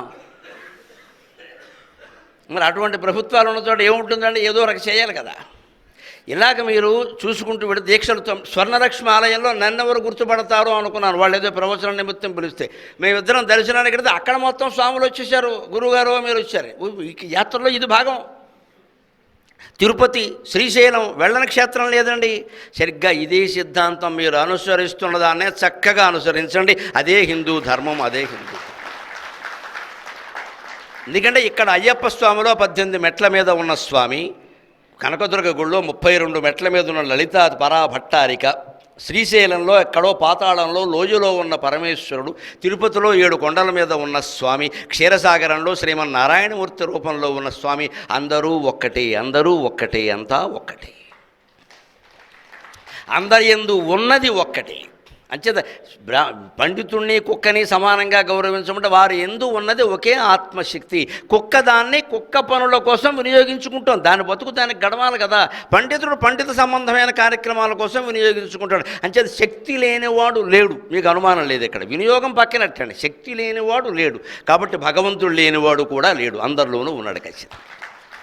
శక్తి, ఎనర్జీ ఈజ్ గాడ్, ఎనర్జీయే గాడ్. శక్తి, అమ్మవారిని శక్తి అంటారు. శక్తి ప్రకృతి, సత్యమ్మ వికృతి, అంతకంటే శక్తి నుంచి సత్తి వచ్చింది.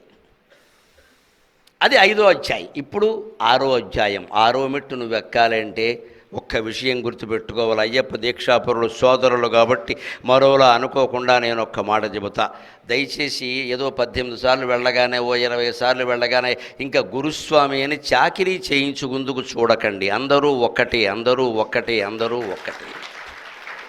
ఇందులో మళ్ళీ భేదాలు పెట్టేసి పెద్ద గురుస్వామి, చిన్న గురుస్వామి, బాల గురుస్వామి ఇన్ని క్లాసులు పెట్టకండి. ఇక్కడ ఎంతమంది గురుస్వాములున్నా, ఎంతమంది గురువులున్నా సరే, శంకరాచార్య దిగి వచ్చినా సరే, శివుడు స్వయంగా మనకు ఉపదేశం చేసినా సరే, లోకంలో నిన్ను నువ్వు ఉద్ధరించుకోవలసిందే, ఇంకో మార్గం లేదు ఇక్కడ. అందుకే నేను ఆధ్యాత్మిక వ్యవస్థలో గురువు ప్రాధాన్యాన్ని తగ్గించమని చెప్పాను. చాలామందికి నచ్చదు ఈ మాట, కానీ పరమ సత్యం. గురువు ప్రాధాన్యం తగ్గినాడే ఆధ్యాత్మిక వ్యవస్థ బాగుంటుంది. వాడి కాళ్ళ మీద వాడిని నిలబడి నీ కాళ్ళు నొక్కాల్సిన అవసరం వాడికి ఏం లేదు ఇక్కడ. ఇంకా అది పెంచొద్దు దయచేసి. ఇంకా ఆయన కాళ్ళు ముట్టుకుంటే చాలు, ఆయన పైనుంచి కిందకి పిసికి ఎవడో పెక్క కూడా పిసిగేస్తాడు రేపొద్దున్న. ఎందుకు వచ్చిన గొడవ ఇది?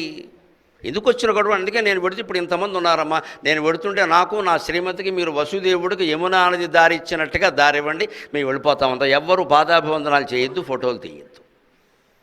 నేను మీ నుంచి కోరేదేలా, నేను చాలా స్వార్థపరుని, నాకు చాలా ఆశ ఉంది. నేను మీ నుంచి కోరుతున్న గురుదక్షిణ ఆచరణ, నేను చెప్పిన మాటలను ఆచరించండి చాలు, ఇంకేముంది.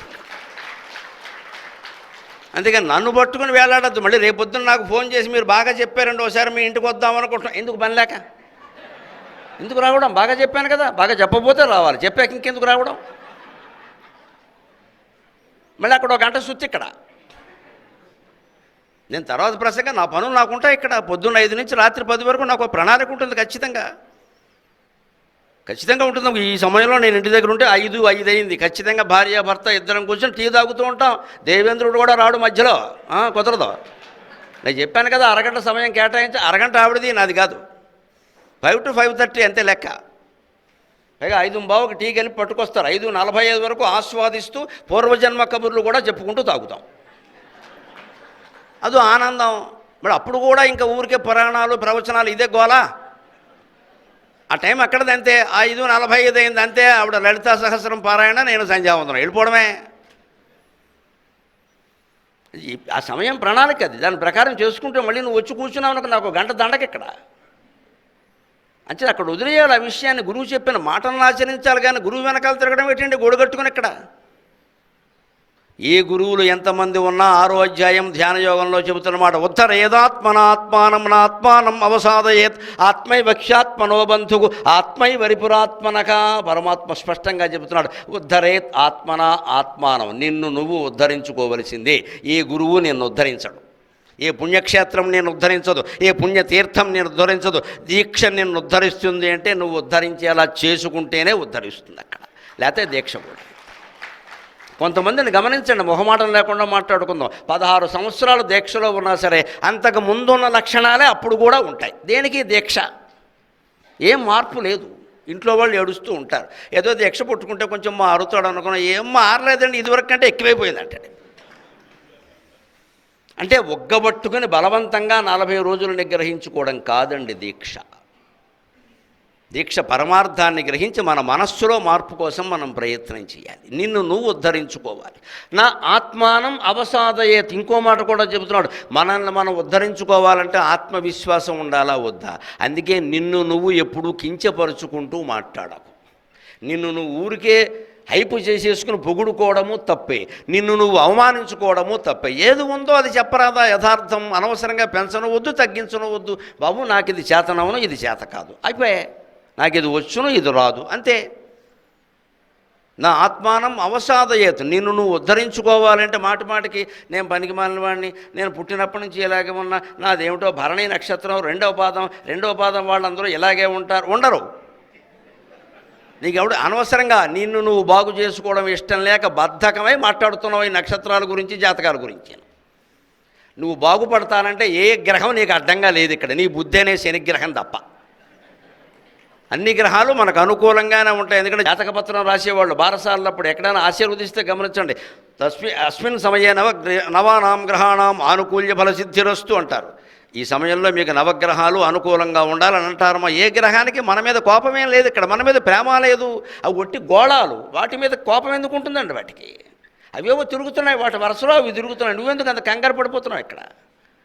వీడికి ఉద్యోగం రాదు, వీడికి బద్ధకం, వీడు పుస్తకం చదవడు, వీడు పోటీ పరీక్షలకి వెళ్ళాడు. వీడు ఏమంటాడు, వీడు నాకు శని మహర్దశ నడుస్తుంది. ఏం నడవట్లా, నీ బుద్ధే నడుస్తుంది అక్కడ.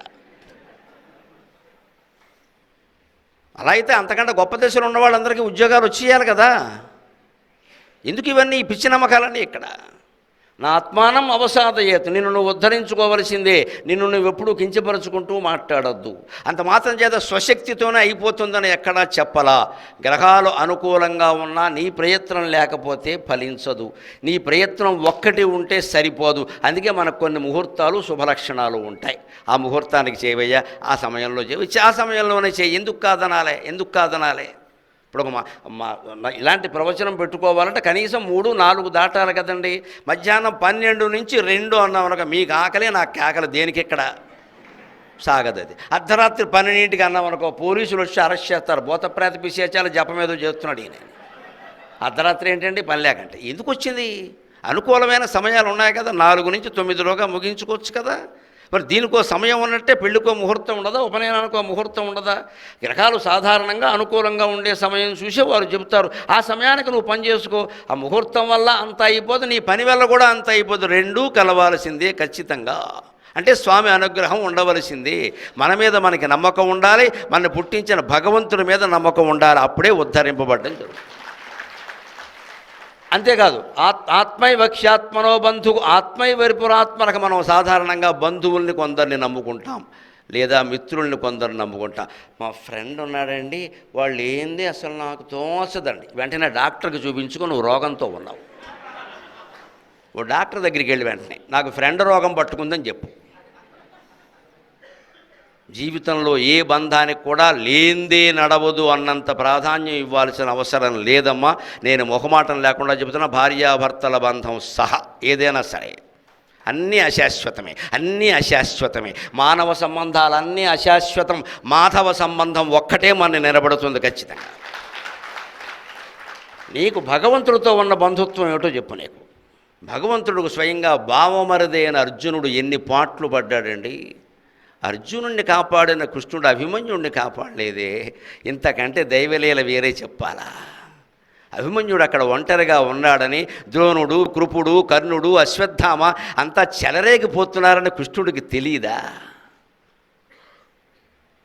అర్జునుడు అక్కడికి వెడుతుంటే, యుద్ధం అయిపోయి సాయంత్రం వెడుతుంటే, బావా అపశకునాలు కనపడుతున్నాయి అంటే, ఏం లేదయ్యా అని ధర్మరాజు క్షేమం, భీముడు క్షేమం. అసలు వాడి విషయం చెప్పట్లేదు ఇక్కడ. పెద్ద నాటకం, జగన్నాటక సూత్రధారి, మైండ్ గేమ్. ధర్మరాజు క్షేమం, నీ 5 అన్నదమ్ములు క్షేమం, అందరూ క్షేమం. ఏదో కించిత్తు అశుభం జరిగి ఉండొచ్చు అని కించిత్తేడు కొంపలంటుకుని అక్కడికి వెళ్ళేసరికి కొడుకు చచ్చిపోతే కించిత్ ఏమిటండి? ఎందుకంటే ఆయన కౌన్సిలింగ్ ఆ ప్రమాదానికి అర్జునుడు మనస్సును సిద్ధం చేయాలంటే ఏదో జరిగింది కించిత్తుగా తీసుకో. జరిగింది కించిత్తు కాదు, నువ్వు తీసుకోవడం కించిత్తుగా తీసుకో. నువ్వు కించిత్తుగా తీసుకో. ఇప్పుడు ఒక 10 లక్షలు మాత్రమే సొమ్ము ఉన్నవాడికి 5 లక్షలు పోయిందనుకోండి, చాలా కంగారు పడిపోతాడు. కానీ 10 కోట్లు ఉన్నవాడికి 5 లక్షలు పోయిందనుకోండి, 10 కోట్లు 5 లక్షలు ఎంత అండి అంటాడు కదా ఖచ్చితంగా. అంటే ఈ తీసుకోవడం తేడా, నష్టం ఒకటే, తీసుకోవడం తేడా. అందుకని జరిగింది కించిత్తు కాదు అర్జున, నువ్వు కించిత్తుగా తీసుకో. మరి యుద్ధంలోకి నీ కొడుకు వెళ్ళాక యుద్ధం జరగదా? అన్ని పద్ధతిగానే జరుగుతాయా? దుర్యోధనుడు కొడుకు నిన్న పోలేదా? దుశ్శాసనుడు కొడుకు మొన్న పోలేదా? కర్ణుడు కొడుకును నువ్వు చంపలేదా? నీ కొడుకుని చంపేసరికి ఎందుకు ఇంత గొడవ? ఇంకెందుకు భగవద్గీత? ఇదంతా భగవద్గీత 18 చేయాలి విన్నాక జరిగిన భాగవతమే కదండి. 14వ రోజున అభిమన్యుడు ఎప్పుడు పోయాడు? 13వ రోజుని. 13వ రోజుకి విని ఎన్ని రోజులైంది? 13 రోజులైంది. అయినా ఏమీ జ్ఞానం కలగల. భగవంతుడు భావమరిది కలగలేదు, కానీ మనకు కలుగుతుంది ఎక్కడ. అంత తేలిక కాదండి జ్ఞానం కలగడం. ఎప్పుడు కలుగుతుందంటే నీకు నువ్వే బంధువు. ఆత్మైవ క్షాత్మనో బంధువు, ఆత్మైవ రిపురాత్మనగా. నీకు నువ్వే శత్రువు కూడా. మనం ఎంతసేపు ఏదైనా గెలిచిన విషయాలు ఉంటే చాలా కష్టపడ్డాడు, ఓడిపోయిన ఉంటే నేను బాగా కష్టపడ్డాను కానీ వాడు అడ్డం వచ్చాడంట. ఎవడు అడ్డం వచ్చిన వాడు? ఓటమిని అంగీకరించడానికి ఎవరూ సిద్ధంగా ఉండరు. మన జీవితంలో సాఫల్యాలు, వైఫల్యాలు అన్నింటికీ 90% మనమే కారణం. దాన్ని అంగీకరించి తీరాలి. అప్పుడే దానికి మార్పు వస్తుంది. ఏదైనా జరిగేసరికి మాత్రం వాస్తు మీద తోసేసి, జ్యోతిష్యం మీద తోసేసి, ఎవడి మీద తోసేసి వాడిని పెళ్లి చేసుకోవడం తప్పు, ఈవిడిని పెళ్లి చేసుకోవడం తప్పు, వాడితో స్నేహం చేయడం తప్పు, వాడితో బంధుత్వం కలుపుకోవడం తప్పు. ఇది చాలా తప్పు మాట అండి. ఇది భగవంతుడు ఒప్పుకోడు దాన్ని. నువ్వు ఎవరితో బంధుత్వం కలుపుకున్నా ఎలా ఉండాలో అలా ఉంటే అంతా బాగానే ఉండేది. నువ్వు ఉండవలసిన విధంగా లేవు. శ్రీకృష్ణుడు బంధువులందరూ ఏమో మహా సన్మార్గులు ఏమిటి, దుర్మార్గులు. దుర్యోధనుడు స్వయంగా వియ్యంకుడండి. కృష్ణుడికి చాలామందికి తెలియదు. కృష్ణుడికి దుర్యోధనుడు వియ్యంకుడండి. కృష్ణుడు కొడుకు సాంబుడు, దుర్యోధనుడు కుమార్తె లక్షణ ఇచ్చి పెళ్లి చేశారు. లక్షణంగా క్యాటరింగ్ సహా పెట్టారు కళ్యాణ మండపంలో. మరి దుర్యోధనుడు వియ్యంకుడైనంత మాత్రాన కృష్ణుడు చెడిపోయాడా?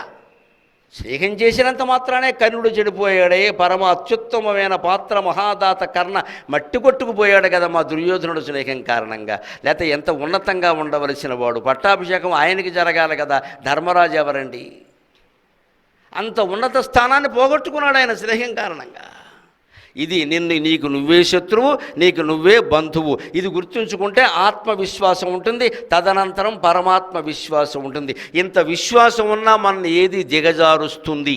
అప్పుడు మనం ఎలా ఉండాలి? సప్తమోధ్యాయక విజ్ఞానయోగ, 7వ మెట్టు ఎక్కే ముందు పరమాత్మ చెబుతున్నాడు విజ్ఞానయోగంలో, దైవీశేష గుణమయి మమ మాయా దురచ్చయ మామే వయే ప్రపద్యంతే మాయామే తాం తరంతితే. ఒక మహామాయ. ఇందాక పరాశరుడు కథ చెప్పుకున్నామే, అంతటి జ్ఞానికి పడవ నడిపే అమ్మాయిని చూడగానే వ్యామోహం కలగడం ఏంటండి?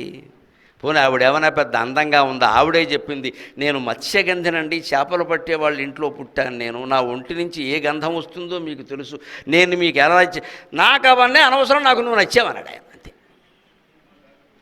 అంత మాట ఆ మహర్షి నోట ఎందుకు వచ్చింది అంటే ఆయన వ్యామోహంలో పడలేదు, పరాశక్తి సంకల్పం అది. వేదవ్యాసుడు లాంటి వాడు ఈ భూమి మీద జన్మించాలి, వెంటనే తల్లిదండ్రుల బంధాలు తెంచుకుని ఆశ్రమం పెట్టుకుని ఇన్ని గ్రంథాలు రాయాలి అంటే పరాశరుడు మనస్సు చలించాలి. అందుకని దేవీ భాగవతంలో చెప్పినట్టుగా అమ్మవారు ఆయన మనస్సులో ప్రవేశించి ఒక మాయ పెట్టింది, అక్కడ పడ్డాడు.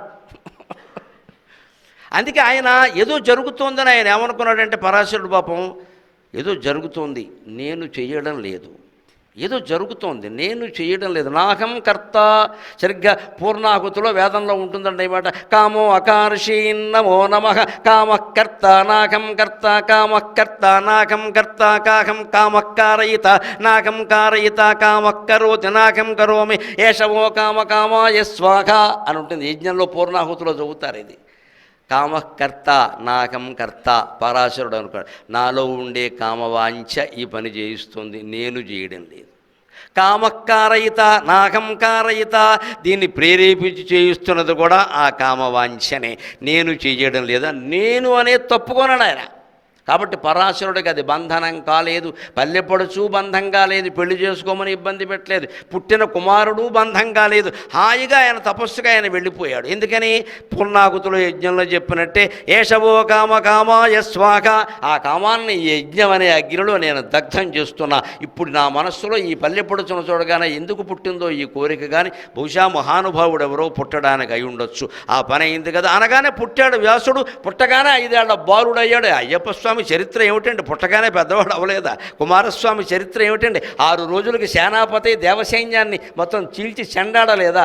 అలాగే పుట్టిన వ్యాసుడు కూడా 5 ఏళ్ల బాలుడే, అమ్మా నాన్న మీకు ఇద్దరికి నమస్కారం, నన్ను వదిలేండి, నేను సోషల్ వెల్ఫేర్ హాస్టల్లో చేరతానని చెప్పి. నేను పుట్టిన ప్రయోజనం వేరే, నేను విష్ణు వంశతో పుట్టాను, నేను ఇక్కడ ఊరికే పెళ్ళిళ్ళు చేసుకుని పిల్లలకంటూ కూర్చొని ఆధార్ కార్డు గ్యాస్ కార్డు పెట్టుకుంటే నాకు నడవదు ఇక్కడ. నేను పుట్టిన ప్రయోజనం వేరే, మీకేమీ మీ మీద కేసు పెట్టడం లేదు, నన్ను వదిలేయండి అన్నాడు. ఆయన వెళ్ళిపోయాడు. వెంటనే ఆశ్రమం కట్టుకున్నాడు. మళ్ళీ సత్యవతీదేవి పిలిచినప్పుడే వచ్చాడు. తల్లినొక్క మాటం లేదు, తండ్రినొక్క మాటం లేదు. వాళ్ళదేదో గ్రహస్థితి, వాళ్ళ మనస్థితి. నేనెందుకు కారణం? నాకు జన్మనిచ్చారు తల్లిదండ్రులు పూజ్యులు. అందరం గ్రహించుకోవలసిందంటే తల్లిలో లోపాన్ని, తండ్రిలో లోపాన్ని పిల్లలు మొహం మీద ఎప్పుడూ ప్రశ్నించకూడదండి.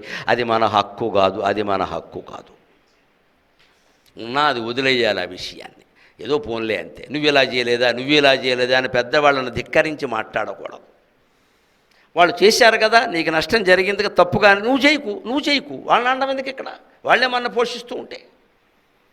ఈ వినయం వ్యాసుడి దగ్గర మనం నేర్చుకోవాలి. ఆ మాయలో పరాశరుడు పడ్డాడు, మనం పడకుండా ఉన్నాం. కానీ ఎప్పుడు బయటపడతానో తెలుసా? అది 7వ అధ్యాయంలో చెబుతున్నాడు. మాయామేతాం తరంతితే దైవీశేష గుణమయీ మమ మాయా దురచ్చయ. మాయ అంటే ఒక పాశం అంటే తాడులో ఎప్పుడైనా మీరు చూడండి మిలికలు ఉంటాయి కదా, పోగులు. ఎంత మీరు యజ్ఞోపవీతం అన్నా అందులో పోగులు ఉంటాయి. ఇక్కడ 3 పోగులు కలిపి ఒకటి పెడతారు, 3 3 9 ఉంటాయి. రకరకాలు ఉంటాయి. పెద్ద గేదెని కట్టే పలుపు ఉందనుకోండి, ఇంతంత లావు ఉంటుంది, దానిలో మళ్ళీ ఉండేవన్నీ పోగులే కదా. ఇలాగ భగవంతుడు మన మీద ప్రయోగించే మాయలో 3 దారాలు ఉంటాయండి, 3 పోగులు ఉంటాయండి. అవే సత్వగుణం, రజోగుణం, తమోగుణం. గుణమయీ అన్నాడు ఆయన. గుణం అంటేనే తాడు. ఈ 3 మన మీద ఎప్పుడూ పనిచేస్తూ ఉంటాయి. ఇప్పుడు మనం ఇటువంటి ప్రవచనం వింటున్నామంటే చెబుతున్న నేను, వింటున్న మీరు కూడా సత్వగుణంలో ఉన్నాం. కాసేపటికే రజోగుణంలోకి వెళ్ళిపోతాం. ఎలాగో తెలుసా? ఇందులోనే నా అంత పండితులు, నాలాగా చదువుకున్న వాళ్ళు ఎవరన్నా ఉన్నారనుకోండి, వాళ్ళు ఏమనుకుంటారో తెలుసా? ఈయన్ని పిలిచారేటి, ఈ పాటి ప్రవచనానికి నన్ను పిలవకూడదా? నేను ఇక్కడ లేనా? అసలు మన వాళ్ళకి కనపడరా, ఎక్కడి నుంచో తీసుకొస్తారో అంటాడు. ఇక్కడ అంటే వింటున్నవాడు ఆయన రజోగుణంలోకి వెళ్ళిపోయాడు. ఇంకొంతమంది ఉంటారు తమో గుణంలో ఉంటారు. మళ్ళీ ఎక్కడ దొరకదు సమయం అని శుభ్రంగా ఓ స్తంభాన్ని చూసుకుని దానికి జారలు పడి వెళ్ళేప్పుడు లేపు ప్రసాదం పెడతారు. దీన్నే తమో గుణం అంటారు. ఉంటారు, ఇక్కడే ఉంటారు, వింటున్నట్టే ఉంటారు మనకి, కానీ పక్క వాళ్ళకి చెబుతారు వెళ్ళేప్పుడు లేపు అయ్యప్ప ప్రసాదం తినకపోతే తప్పు, ప్రసాదం కోసం వచ్చాడు. ఇది తమో గుణం. ఇక్కడే ఉన్నాయి 3 గుణాలు.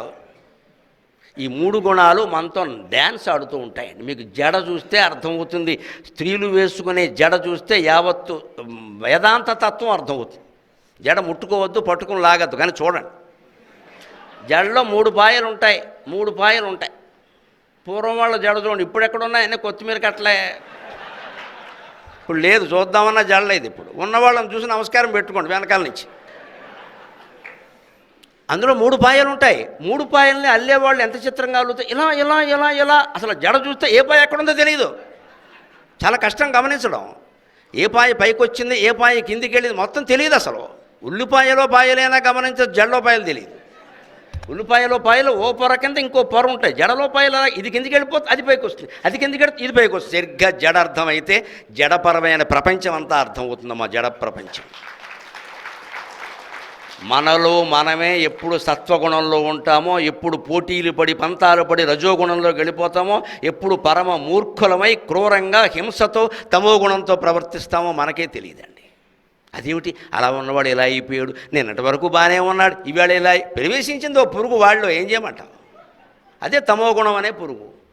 ఆ ప్రవేశిస్తున్నప్పుడే జాగ్రత్త పడి, నేను ఇంత చదువుకున్నాను కదా, ఇంత విషయం తెలుసును కదా, నాలో ఈ పురుగు ఎలా ప్రవేశించింది, నాకు ఇంత కామవాంఛ ఎలా కలిగింది, నాకింత డబ్బు వాంఛ ఎలా కలిగింది, నాకింత కోపం ఎందుకు వచ్చింది, నాకింత అసూయ ఎందుకు, అసలు దీక్ష నాకు అందరూ సమానమే కదా, ఆయనకేదో దండం పెడితే నాకెందుకు కోపం, ఆయన నా లాంటి వాడే కదా, ఈ ఆలోచన వస్తే వాడు బాగుపడతాడు. ఇంకా దాన్ని పెంచుకుంటూ పోతే తమో గుణంలో ఉండిపోతాడు. అందుకే భగవంతుడు ఏమంటున్నాడు అంటే, మమ మాయ దురచ్చయ గుణమయి, త్రిగుణాత్మకమైన ఈ మాయ నేను విసిరిందేనయ్యా. ఎందుకు విసిరావు? ఈ జగత్తంతా ఒక ఆట ఆడుకోవాలంటే మాయ విసరాలా వద్దా? ఒక ఏదైనా క్రికెట్ ఆటలో పోటీ జరగాలంటే అటు 11 మంది ఇటు 11 మంది ఉండాలి. చూడ్డానికి మనకు 11 కోట్ల మంది పనికిమాలిన గ్యాంగ్ ఉండాలి చూసి చప్పట్లు కొట్టడానికి. లేకపోతే క్రికెట్ ఏంటండి, ఎందుకుంటుంది? అదో పెద్ద మాయ. ఒకడు ఓడిపోతాడు, వాడే మన్నాడు గెలిచేస్తాడు. గెలవగానే వాడికి రథాలు బ్రహ్మరథం పట్టేస్తారు. మన్నాడేమో వీడి మధ్య బాగా ఆడట్లేదు, పెళ్ళయింది కాబట్టి అంటారు. వాళ్ళు ఆవిడని ఎందుకు అనుకోవడం, ఆవిడేమైనా ఆడద్దని చెప్పిందా? ఏదో అంటారండి, ఇదే మాయ. కానీ ఈ మాయ కాదా ఆట అనేది? ఆట అన్నాక ఇటు ఉండాలి, అటు ఉండాలి, ఓడాలి, గెలవాలి, రకరకాలు ఉంటాయి. ఈ జగత్తంతా భగవంతుడు ఆడుకునే ఆట. అందుకని ఆయన మాయ వల వేస్తాడు. దీని నుంచి బయటపడాలంటే మామేవయే ప్రపద్యంతి మాయామేతాం తరంతితి, నన్నెవరు శరణు పొందుతారో స్వామియే శరణమయ్యప్ప అంటారో వారి నేనే బయటపడేస్తాను హాయిగా అన్నాడు. మనకు కావలసింది ఏమిటి? ఇంకా మనకు కావలసింది ఏమిటి? అంచేత ఎప్పుడైనా కామంగానే, క్రోధంగానే, లోభంగానే, మోహంగానే, మదంగానే, మాత్సర్యంగానే మనలో ప్రవేశిస్తుంది అంటే స్వామియే శరణమయ్యప్ప అని లోపల అనుకోవాలి. అవసరమైతే పైకైనా అరవాలి. ఏ పిచ్చాడు అనుకున్నా మంచిదే, ఏం పర్వాలా, మనని కాపాడాలి. మనం ఆ దుర్మార్గానికి లొంగద్దు, ఆ దుష్టభావం మనలో ప్రవేశించద్దు. లేకపోతే 40 రోజుల దీక్ష కాదమ్మా, 100 ఏళ్ల జీవితం నాశనం అయిపోతుంది. నన్ను శరణ వేడండి, నేను చూసుకుంటా అన్నాడు ఆయన. పరాశరుడు శరణ వేడాడు. ఆయన విష్ణు భక్తుడు, అందుకే విష్ణువే ఆయన కడుపున పుట్టాడు. వేదవ్యాసుడు అంటే విష్ణువు అండి. వ్యాసాయ విష్ణు రూపాయ, వ్యాసుడు అంటే విష్ణువే. విష్ణువు ఎందుకు పుట్టాడు? ఆయన విష్ణు భక్తుడు, విష్ణువు పుట్టాలని కోరుకున్నాడు ఆయన. అయితే నువ్వు మనలో పడాలి రా అబ్బాయి అన్నాడు ఆయన. మరి మామూలుగా భౌతిక ప్రక్రియ ఒకటి ఉంది కదా, అంతే అంతే వదిలిపోయింది ఆ బంధం. అలాగ మనం కూడా భగవంతుడిని శరణ వేడాలి. ఇప్పుడు అలా ఉండాలంటే శరణ వేయడం ఎలాగా? అది 8వ అధ్యాయంలో అక్షర పరబ్రహ్మయోగంలో చెబుతున్నాడు. తస్మాత్ సర్వేషు కాలేషు మా మనుస్మరయుధ్య చ మయ్యర్పిత మనోబుద్ధికి మామే వైష్యసి అసంశయక. ఆ శరణాగతి చెందాలి అంటే మనకి ఉన్న గొప్ప ఉపాయం ఏమిటి? తస్మాత్ అందువలన సర్వేషు కాలేషు, ఏ సమయంలోనైనా సరే, పగలు మధ్యాహ్నం రాత్రి అనే భేదం లేదు, మాం అనుస్మర నన్ను స్మరించు, యుధ్యచ యుద్ధం చేయి. యుద్ధం అంటే జీవితం. వాళ్ళ జీవితం మొత్తం యుద్ధమే కదండి, ప్రతిదానికి గొడవలే కదా. పోటీ పడకుండా ఏదొచ్చింది కనుక వాడు ఇంత కష్టపడి డిగ్రీ చదువుతాడు, మళ్ళీ ఎంట్రన్స్ ఎగ్జామ్స్ రాయాల్సిందే కదా. ఇంటర్మీడియట్తో ఎంసెట్లు రాయాల్సిందే కదా, ఎంసెట్లో ర్యాంక్ వస్తే కానీ ఇంజనీరింగ్ రాదు కదా, ఇంజనీరింగ్లో సీట్ వచ్చి చదివినా సరే మళ్ళీ ఉద్యోగానికి మళ్ళీ పరీక్ష రాయాల్సిందే కదా, రేపు పెళ్ళి అయితే పెద్ద పరీక్ష రాయాలి కదా, ఈ రాసిన పరీక్షలు ఏవి అక్కడ పనికిరావు కదా. మరి జీవితం అంతా యుద్ధమేనమ్మా, యుద్ధం లేని క్షణం ఎక్కడ? అంచేది జీవితంలో మనం ఎలా ఉండాలంటే భగవత్ స్మరణ మానకూడదు, యుద్ధము మానకూడదు. మా మనుస్మర యుద్ధచ 8వ అధ్యాయం అక్షర బ్రహ్మయోగంలో చెబుతున్నాడు. 8 మెట్లు ఎక్కాలి అంటే నన్ను స్మరిస్తూ ఉండు, యుద్ధం చేస్తూ ఉండు, జీవితం నుంచి పారిపోవద్దు, డోంట్ ఎస్కేప్. ఎప్పుడు సమస్యల నుంచి మనం తప్పించుకోకూడదు, తట్టుకోవాలి. తట్టుకోవడం అంటే నిలబడమే, నువ్వేం చేయకు. పివి నరసింహారావు గారు 5 ఏళ్ళు మౌనంగా ఉన్నట్టే నువ్వు మౌనంగా ఉండు, అంతా బాగుంటుంది. ఆయన మౌనంగా ఉండడం మహానుభావుడు, చాలా సమస్యలు అలా వదిలేయాడు, అవి పరిష్కారం అయ్యాయి. అదో వ్యూహం. మహాచాణక్యుడు, అపర చాణక్యుడు ఆయన. అత్యవసరమైనప్పుడు నోరు విప్పాడు. ఆర్థికమైన బడ్జెట్ గురించి ఈ ధర ఎలా పెంచారు, ఆ ధర ఎలా పెంచారన్న పార్లమెంట్లో పెద్ద గొడవైపోతూ ఉంటే ఆయన నన్ను చూశాడు. మొన్న వెళ్ళిపోయాడు మన్మోహన్ సింగ్ ఉన్నాడు అప్పుడు అక్కడ ఆర్థిక మంత్రి. అంటే నువ్వు చెప్పుకో నాకే అని. ఆయన ఆర్థిక మంత్రి. ఆయన ఏదో పెద్ద ఉపన్యాసం ఇచ్చాడు, కూర్చో అన్నాడు. ఈయనేం మాట్లాడలా. అదే పివి. కానీ ఆ మౌనంతో 5 ఏళ్ల పాటు మైనార్టీలో ఉన్న ప్రభుత్వాన్ని మొత్తం అన్ని పార్టీల సహకారంతో బ్రహ్మాండంగా నడిపించాడు ఆయన. ఏం తెలివేది తెలివండి, నిజంగా రాజకీయంగా తెలివేది. ఆయన మనస్సు పరిశుద్ధం. పివి మనస్సు చాలా పరిశుద్ధం. ఎంత పరిశుద్ధం అంటే ప్రధానమంత్రి కాకపోయి ఉంటే, ఆ బాధ్యతలు ఆయనకు అప్పగించకపోయి ఉంటే కుర్తాళం పీఠాధిపతి అయ్యేవాడు ఆయన ఖచ్చితంగా. ఆయన ప్రయత్నం చేశాడు, ఆయన ఉద్దేశం అదే. ఆయనకు ఆహ్వానం వచ్చింది, ఇంకా వెళదాం అనుకుంటుంటే రాజీవ్ గాంధీ మరణించాడు. అనుకోని పరిస్థితుల్లో ఆయనకి అవకాశం, ఆయనకి ఇష్టం లేదు, అది ఉండమని అన్నారు, ఉన్నాడు. ఆయన బాధ్యతగా భావించాడు. 5 ఏళ్ళు తామరాకు మీద నీటి పొట్టులాగే నిర్లిప్తంగానే ఉండి ప్రధానమంత్రిగా ఆయన పని ఏదో ఆయన చేశాడు. దేన్ని పూసుకోలేదు, రాసుకోలేదు, అలాగనే బాధ్యతలు వదిలేయలేదు. అది భగవద్గీత చదివిన మహానుభావుడు విశ్వనాథ సత్యనారాయణ గారు 1000 పడగలని సహస్ర ఫండ్ అనే పేరు మీద హిందీలోకి అనువాదం చేసిన మహానుభావుడు. పండితుడేనండి, 8 భాషల్లో పండితుడు. కేవలం ఏదో మాట్లాడడం రైల్వే స్టేషన్ భాషలు కావు అవి నాకు వచ్చు అనడానికి. 8 భాషల్లో పండితుడు. ఇందులోకి తర్జుమాలు చేశాడు ఆయన. ఆ పాండిత్యాన్ని రాజకీయంలో వినియోగించాడు. ఆయన నిలబడ్డాడు. తర్వాత ఏమైతే ఆయనకే వెళ్ళిపోయి గొడవ లేదు, వెళ్ళిపోయాడు. మంచి పేరుతో వెళ్ళిపోయాడు. ఇది జీవితంలో తట్టుకోవడం. ఎందుకని మా మనుస్మర యుద్ధచ, ఆయన పాటించింది ఏమిటంటే భగవత్ స్మరణ. ఆయన ఇష్టదైవాన్ని ఆయన స్మరిస్తూ ఉండేవాడు, యుద్ధం చేస్తూనే ఉండేవాడు. అలాగే మనం జీవితాన్ని గడుపుతూనే ఉండాలి. పారిపోవద్దు సంసారం నుంచి, సమస్యల నుంచి. భగవంతుడు మాత్రం స్మరిస్తూనే ఉండాలి ఖచ్చితంగా. అప్పుడు ఆయన ఎలా కాపాడతాడయ్యా?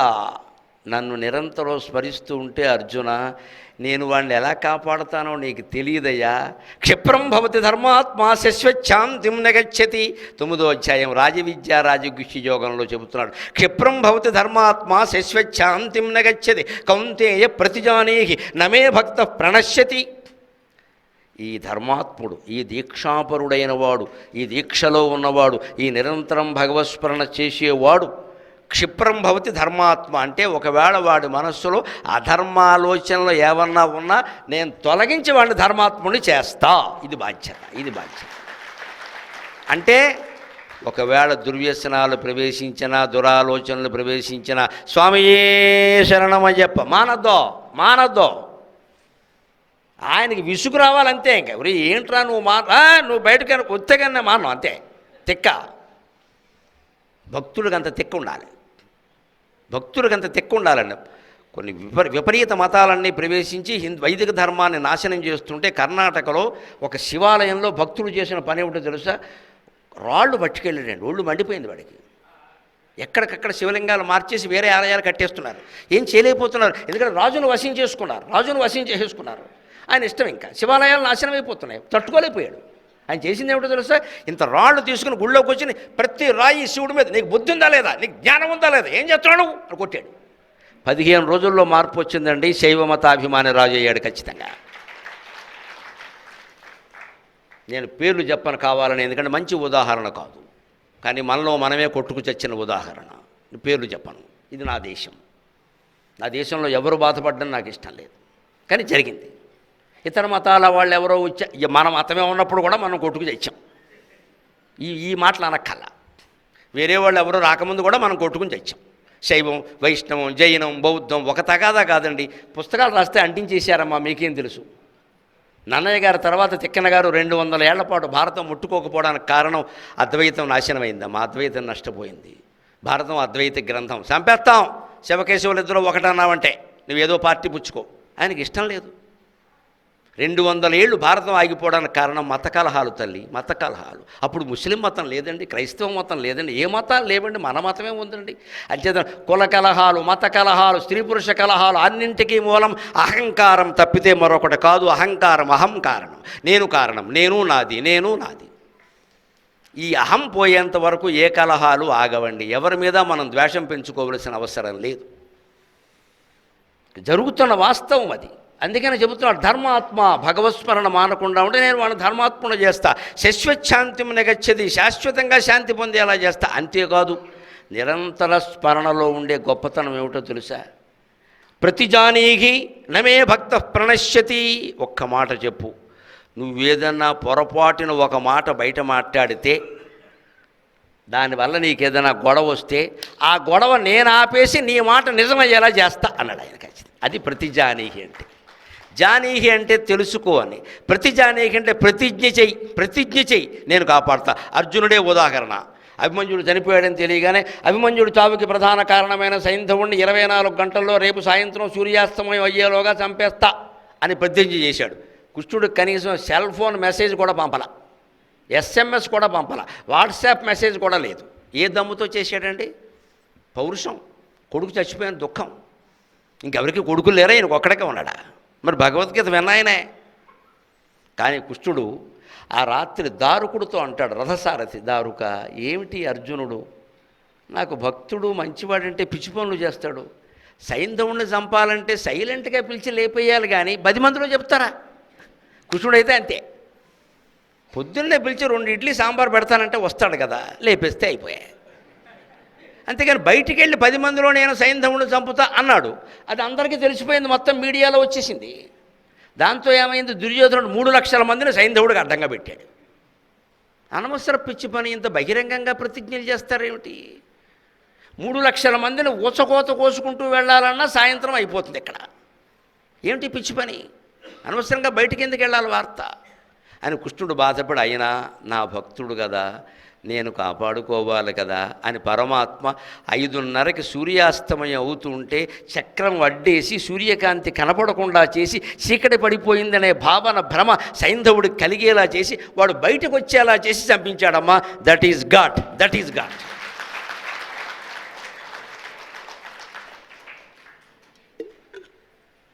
ఇంత సాహసం చేసిన కృష్ణ పరమాత్మ మన బోడి జీవితాల కోసం చేయడా? మనదెంత, మన సమస్యలు ఎంత? మనం ఎవరిని లేపేయమని అడగట్లేదు.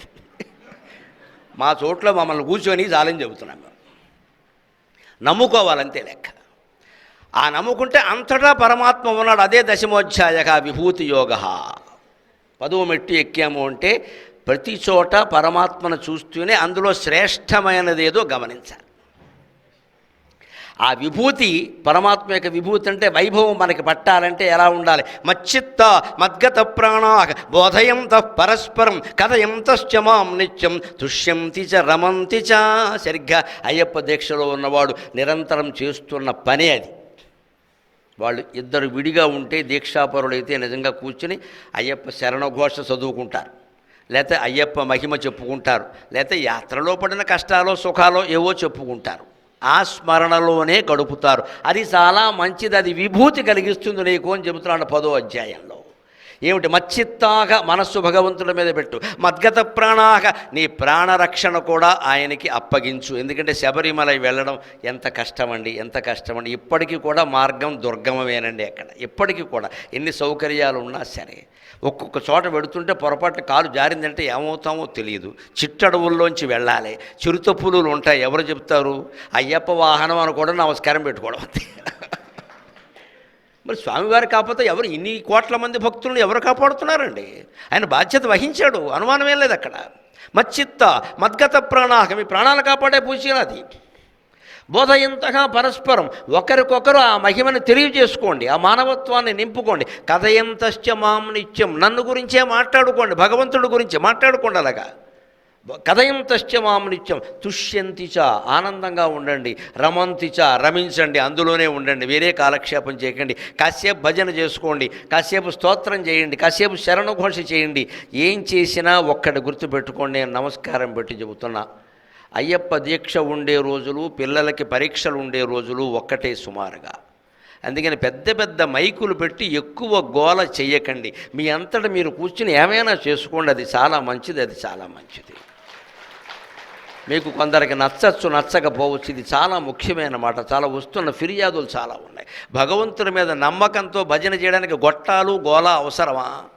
ఆలోచించండి. అందరూ ఆర్భాటాల కోసం భజనలు చేయొద్దు. మనం చేస్తున్నట్టు అందరికీ తెలియాలి. 30 అపార్ట్మెంట్లు మోతెక్కిపోవాలి, నీకు ఎందుకయ్యా గొడవ? నీ వీపు మోతెక్కించేస్తాడు అయ్యప్ప. నిశ్శబ్దం ఉన్న చోట భగవంతుడు ఉంటాడమ్మా, గోల చేసే చోట ఉండడు. నిశ్శబ్దం, భగవంతుడు అంటే నిశ్శబ్దం, ఏకాంతం, శాంతి. అందరూ పడుకున్నా సరే అయ్యప్ప దీక్షాపరులు అందులో ఒక్కడు మధ్యలో 1 గంటకి లేచి ఓ మూల కూర్చొని ఏ ఇబ్బంది లేకుండా స్వామియే శరణమయ్యప్ప, స్వామియే శరణమయ్యప్ప అని మనస్సులో ధ్యానిస్తూ ఉంటే ఆ ఏకాంతిక భక్తుడంటే భగవంతుడికి చాలా ఇష్టం, చాలా ఇష్టం. యా నిశా సర్వభూతానాం తస్యాం జాగ్రత్త సంయమి అని అందులోనే చెప్పాడు ఆయన ఖచ్చితంగా. 2వ అధ్యాయం సాంఖ్యయోగంలో చెబుతాడు, ఎవరు అందరూ పడుకుని ఉంటారో అప్పుడు ఆయన మెరుగుగా ఉంటాడంటే అర్థం, 1 నిద్రపోతుండగా మెరుగుగా ఉండి జపం చేయడం, 2వది అందరూ ఎక్కువ ఆసక్తి చూపించే లౌకిక విషయాల్లో మనం నిద్రపోతూ ఆధ్యాత్మిక విషయాల్లో ఆసక్తి చూపించాలి, అది ముని లక్షణం. అంటే అలాంటి వాడంటే నాకు ఇష్టం అన్నాడు. ఏకాంత భక్తిని ఏ భగవంతుడి రూపమైనా ఎక్కువ ఇష్టపడతారు. అందుకని అలా ఆనందంగా ఉండండి. మీకు ఇంకో మాట ఎందుకు, అప్పుడు లోకమంతా ఎలా కనపడుతుందో సమస్త ద్వేషాలు పోతాయి. ఏకాదశోధ్యాయక విశ్వరూప సందర్శన యోగ అనేక బాహూదర వక్త్రనేత్రం పశ్యామి త్వాం సర్వతో అనంతరూపం నాంతం న మధ్యం న పునస్తవాదిం పశ్యామి విశ్వేశ్వర విశ్వరూప. ఇక్కడ చూడండి ఎన్ని బాహువులు ఉన్నాయి, ఎక్కడో అన్వయించే కల ఈ సభకు అన్వయం చేసుకోండి. భగవంతుడు ఏం చెబుతున్నాడు విశ్వరూపంలో అంటే చూసిన అర్జునుడు అనే మాట ఇది. అనేక బాహూదర వక్త్రనేత్రం, కృష్ణ నీకు 2 బాహువులు 4 బాహువులు కాదయ్యా, కొన్ని వేల బాహువులు కనపడుతున్నాయంటే విశ్వమంతా నువ్వే. ఉదర అనేక ఉదరాలు కనపడుతున్నాయి, పొట్టలు. వక్త్ర అనేక ముఖాలు కనపడుతున్నాయి, అనేక నేత్రాలు కనపడుతున్నాయి. పశ్యామిత్వం సర్వతః అనంతరూపం, అసలు విశ్వమంతా నీ రూపమే. ఎక్కడుంది ఇది? విష్ణు సహస్రంలో. విశ్వమూర్తిర్ మహామూర్తిర్దీప్తమూర్తిర్ అమూర్తిమాన్ అనేకమూర్తిరవ్యక్త శతమూర్తి శతాననక, దాని అర్థం ఇది. విశ్వమంతా ఆయనే, విశ్వమంతా ఆయన. విశ్వం విష్ణువు, విశ్వం విష్ణువు, విశ్వమంతా విష్ణువే. విశ్వమంతా ఒకే ఒక భావనతో ఉండబట్టే అయ్యప్ప దీక్షలో ఉండేవాడందరూ కులభేదం లేకుండా ఒకే చోట కూర్చొని భోజనం చేస్తున్నారండి. ఒకే చోట భోజనం ఎంత గొప్ప విషయం. మన దగ్గర పరమ పవిత్రమైన కార్తీక మాసంలోనే అపవిత్రంగా కుల సంఘాల భోజనాలన్నీ మొదలవుతాయి. ఇక్కడ మొత్తం అది పవిత్రం, ఇది అపవిత్రం. నాకేం మొహమాటం లేదు చెప్పడానికి. అందుకే నాకు ఏ కుల సంఘం వాళ్ళు పిలిచినా నేను భోజనానికి వెళ్ళాను, నన్ను పిలవకుండా చెబుతాను. నేను కులభేదం లేకుండా భోజనం పెట్టగలిగితే నేను వస్తా. నీ పక్కన కూర్చొని భోజనం చేయడానికి మిత్రమా, నీ కులం నా కులం అడ్డపోయితే దిక్కుమాలిన కులం తీసుకెళ్ళి గంగలో కలిపేద్దాం. యథవ కులం ఇది మనకి కూడు పెట్టిందా బట్ట పెట్టిందా? ఎందుకండి సంఘాలు పెట్టుకుని దెబ్బలాడతారు ఇక్కడ? ఓట్ల కోసమా, రాజకీయాల కోసమా? వనభోజనం పెట్టింది అందరూ కలిసి భోజనం చేయడానికి, ఈ బంధువులు మిత్రులతో భోజనం చేయడానికి. మన ఇంట్లో పెళ్ళిళ్ళు ఉన్నాయి కదా, ఇదేందుకు ఇక్కడ? ఒక్క కులభేదం లేకుండా భోజనాలు చేసే చోటు అయ్యప్ప దీక్షాపరుల దగ్గరే ఉంటుందండి ఖచ్చితంగా. భోజనం చేసే చోట కానీ, ఆకులు ఎత్తే చోట కానీ ఏ భేదమో చోట స్వామి తీసేయి అంతే లెక్క. అసలు పేరు పెట్టి పిలవరండి స్వామి అంటారు ఖచ్చితంగా. పేరు పెట్టి పిలవరు, స్వామి అని పిలుస్తారు. అంటే అతను అయ్యప్పగానే భావిస్తున్నారు. ఇదే ఈ భావనే చెప్పాడు భగవద్గీతలో. భావించండి, అలాగే ఉండండి. రేపు దీక్ష అయిపోయాక కూడా అందరి విషయంలో ఇలాగే ఉండండి. దీక్ష అయిపోయాక కూడా ఇలాగే ఉండాలి. అనేక బాహువులతో, అనేక ఉదరాలతో, అనేక ముఖాలతో, అనేక నేత్రాలతో నీకు కనపడుతున్న యావత్ సమాజం ఉందే అదంతా భగవంతుడి యొక్క రూపమే. ఇప్పుడు ఎవరికి అపకారం చేస్తావు? ఒప్పుకుంటే ఉపకారం చేయ, లేత మాట్లాడు కోరుకో. పశ్యామిత్వం సర్వతో అనంతరూపం నా అంతం నా మధ్యం నా పునస్తవాదిం. విశ్వానికి ఎక్కడైనా అంతం ఉందా? ఆది ఉందా? ఆది అంతం లేనప్పుడు మధ్యం కూడా ఉండదు కదా. ఈ బల్లకి ఇది ఆది ఇది అంతం అంటే మధ్యలో ఇది అని చెబుతాం. రెండూ లేనప్పుడు మధ్యం ఉండదు కదా. విశ్వానికి ఆది ఎవరూ చెప్పలేరు, అంతం ఎవరూ చెప్పలేరు, మధ్యం ఉండనే ఉండదు. ఆ ఆది మధ్యాంతరహితుడైన వాడే భగవంతుడు. నా అంతం నా మధ్యం నా పునస్తవాదిం పశ్యామి విశ్వేశ్వర విశ్వరూప. ఇప్పుడు 12వ అధ్యాయం భక్తి యోగంలో దేనికంటే ఏది క్రమంగా మెట్లు ఎలా ఎదగాలో చెబుతున్నాడు. 12వ మెట్లోకి వచ్చాం. ఇప్పుడు ఒక రహస్యం చెబుతా. 6 మెట్లు నీ అంతటా నువ్వే ఎక్కాల. దేవుడు ఏమి సాయం చేయడు, కెమెరా పెట్టుకుని ఫోటో తీస్తూ కూర్చుంటాడు అంతే. ఎక్కువ ఎక్కువ పడు. 6 దాటి 12 వరకు నువ్వు ఎక్కుతూ ఉంటే కొంచెం కొంచెం చెయ్యి చాపుతూ ఉంటాడు. ఇలాగ దా వచ్చావు, దగ్గరికి దా, దగ్గరికి దా. 12 కూడా దాటావనుకో, ఇక నువ్వు ఎక్కక్కల, ఆయనే ఎక్కిస్తాడు మొత్తం. అదే లెక్క, అది లెక్క. దీనికి కావాలంటే తల్లి పిల్లాడికి నడక నేర్పుతున్నప్పుడు చూడండి మీరు. చిన్నపిల్లలకి తల్లులు నడక నేర్పుతారు, చాలా చమత్కారంగా నేర్పుతారు. ఏ కోచింగ్ సెంటర్ పనిచేయదు. వాడు ఆ చివర ఉంటాడు, బొడ్డు ఉన్నవాడు, 2 ఏళ్ళు కూడా ఉండవు వాడికి. ఈవిడ ఈ చివర ఉంటుంది, మధ్యలో ఓ మంచం అడ్డం ఉంటుంది. ఇక్కడ వాడు పడిపోకుండా నా నాన్నే నా బంగారు కొండే రావాలి అంటే వాడు నడక నేర్పడానికి కోచింగ్ అని వాడికి తెలియదు, లేకపోతే నడవడు వాడు. అమ్మ కోసం నడుస్తాడు. అమ్మ దూరం అయిపోయింది, అమ్మ దూరం అయిపోయింది, అమ్మ దూరం అయిన దాన్ని బిడ్డ అరసెకను కూడా భరించలేడు. అందుకని అమ్మని చూడాలి, అందుకోసం నడుస్తాడు, మంచం కోసం కాదు, వాడు నడక కోసం కాదు. నా బంగారు కొండే రావాలి రావాలంటే అడుగులు వేస్తుండే. ఈ తల్లి చేసే పెద్ద మాయ ఏంటో తెలుసా? వాడు మంచం చివరికి వచ్చాక ఇంకో 2 అడుగులు వెనక్కి వెళ్ళిపోతుంది. ఎందుకని? వాడు మంచం మీద ఆధారపడకుండా సొంతంగా నడవాలి, తన కాళ్ళ మీద తాను నిలబడ్డాన్ని ప్రతి తల్లి పిల్లాడికి నేర్పుతోందమ్మా, నేర్పుతుంది.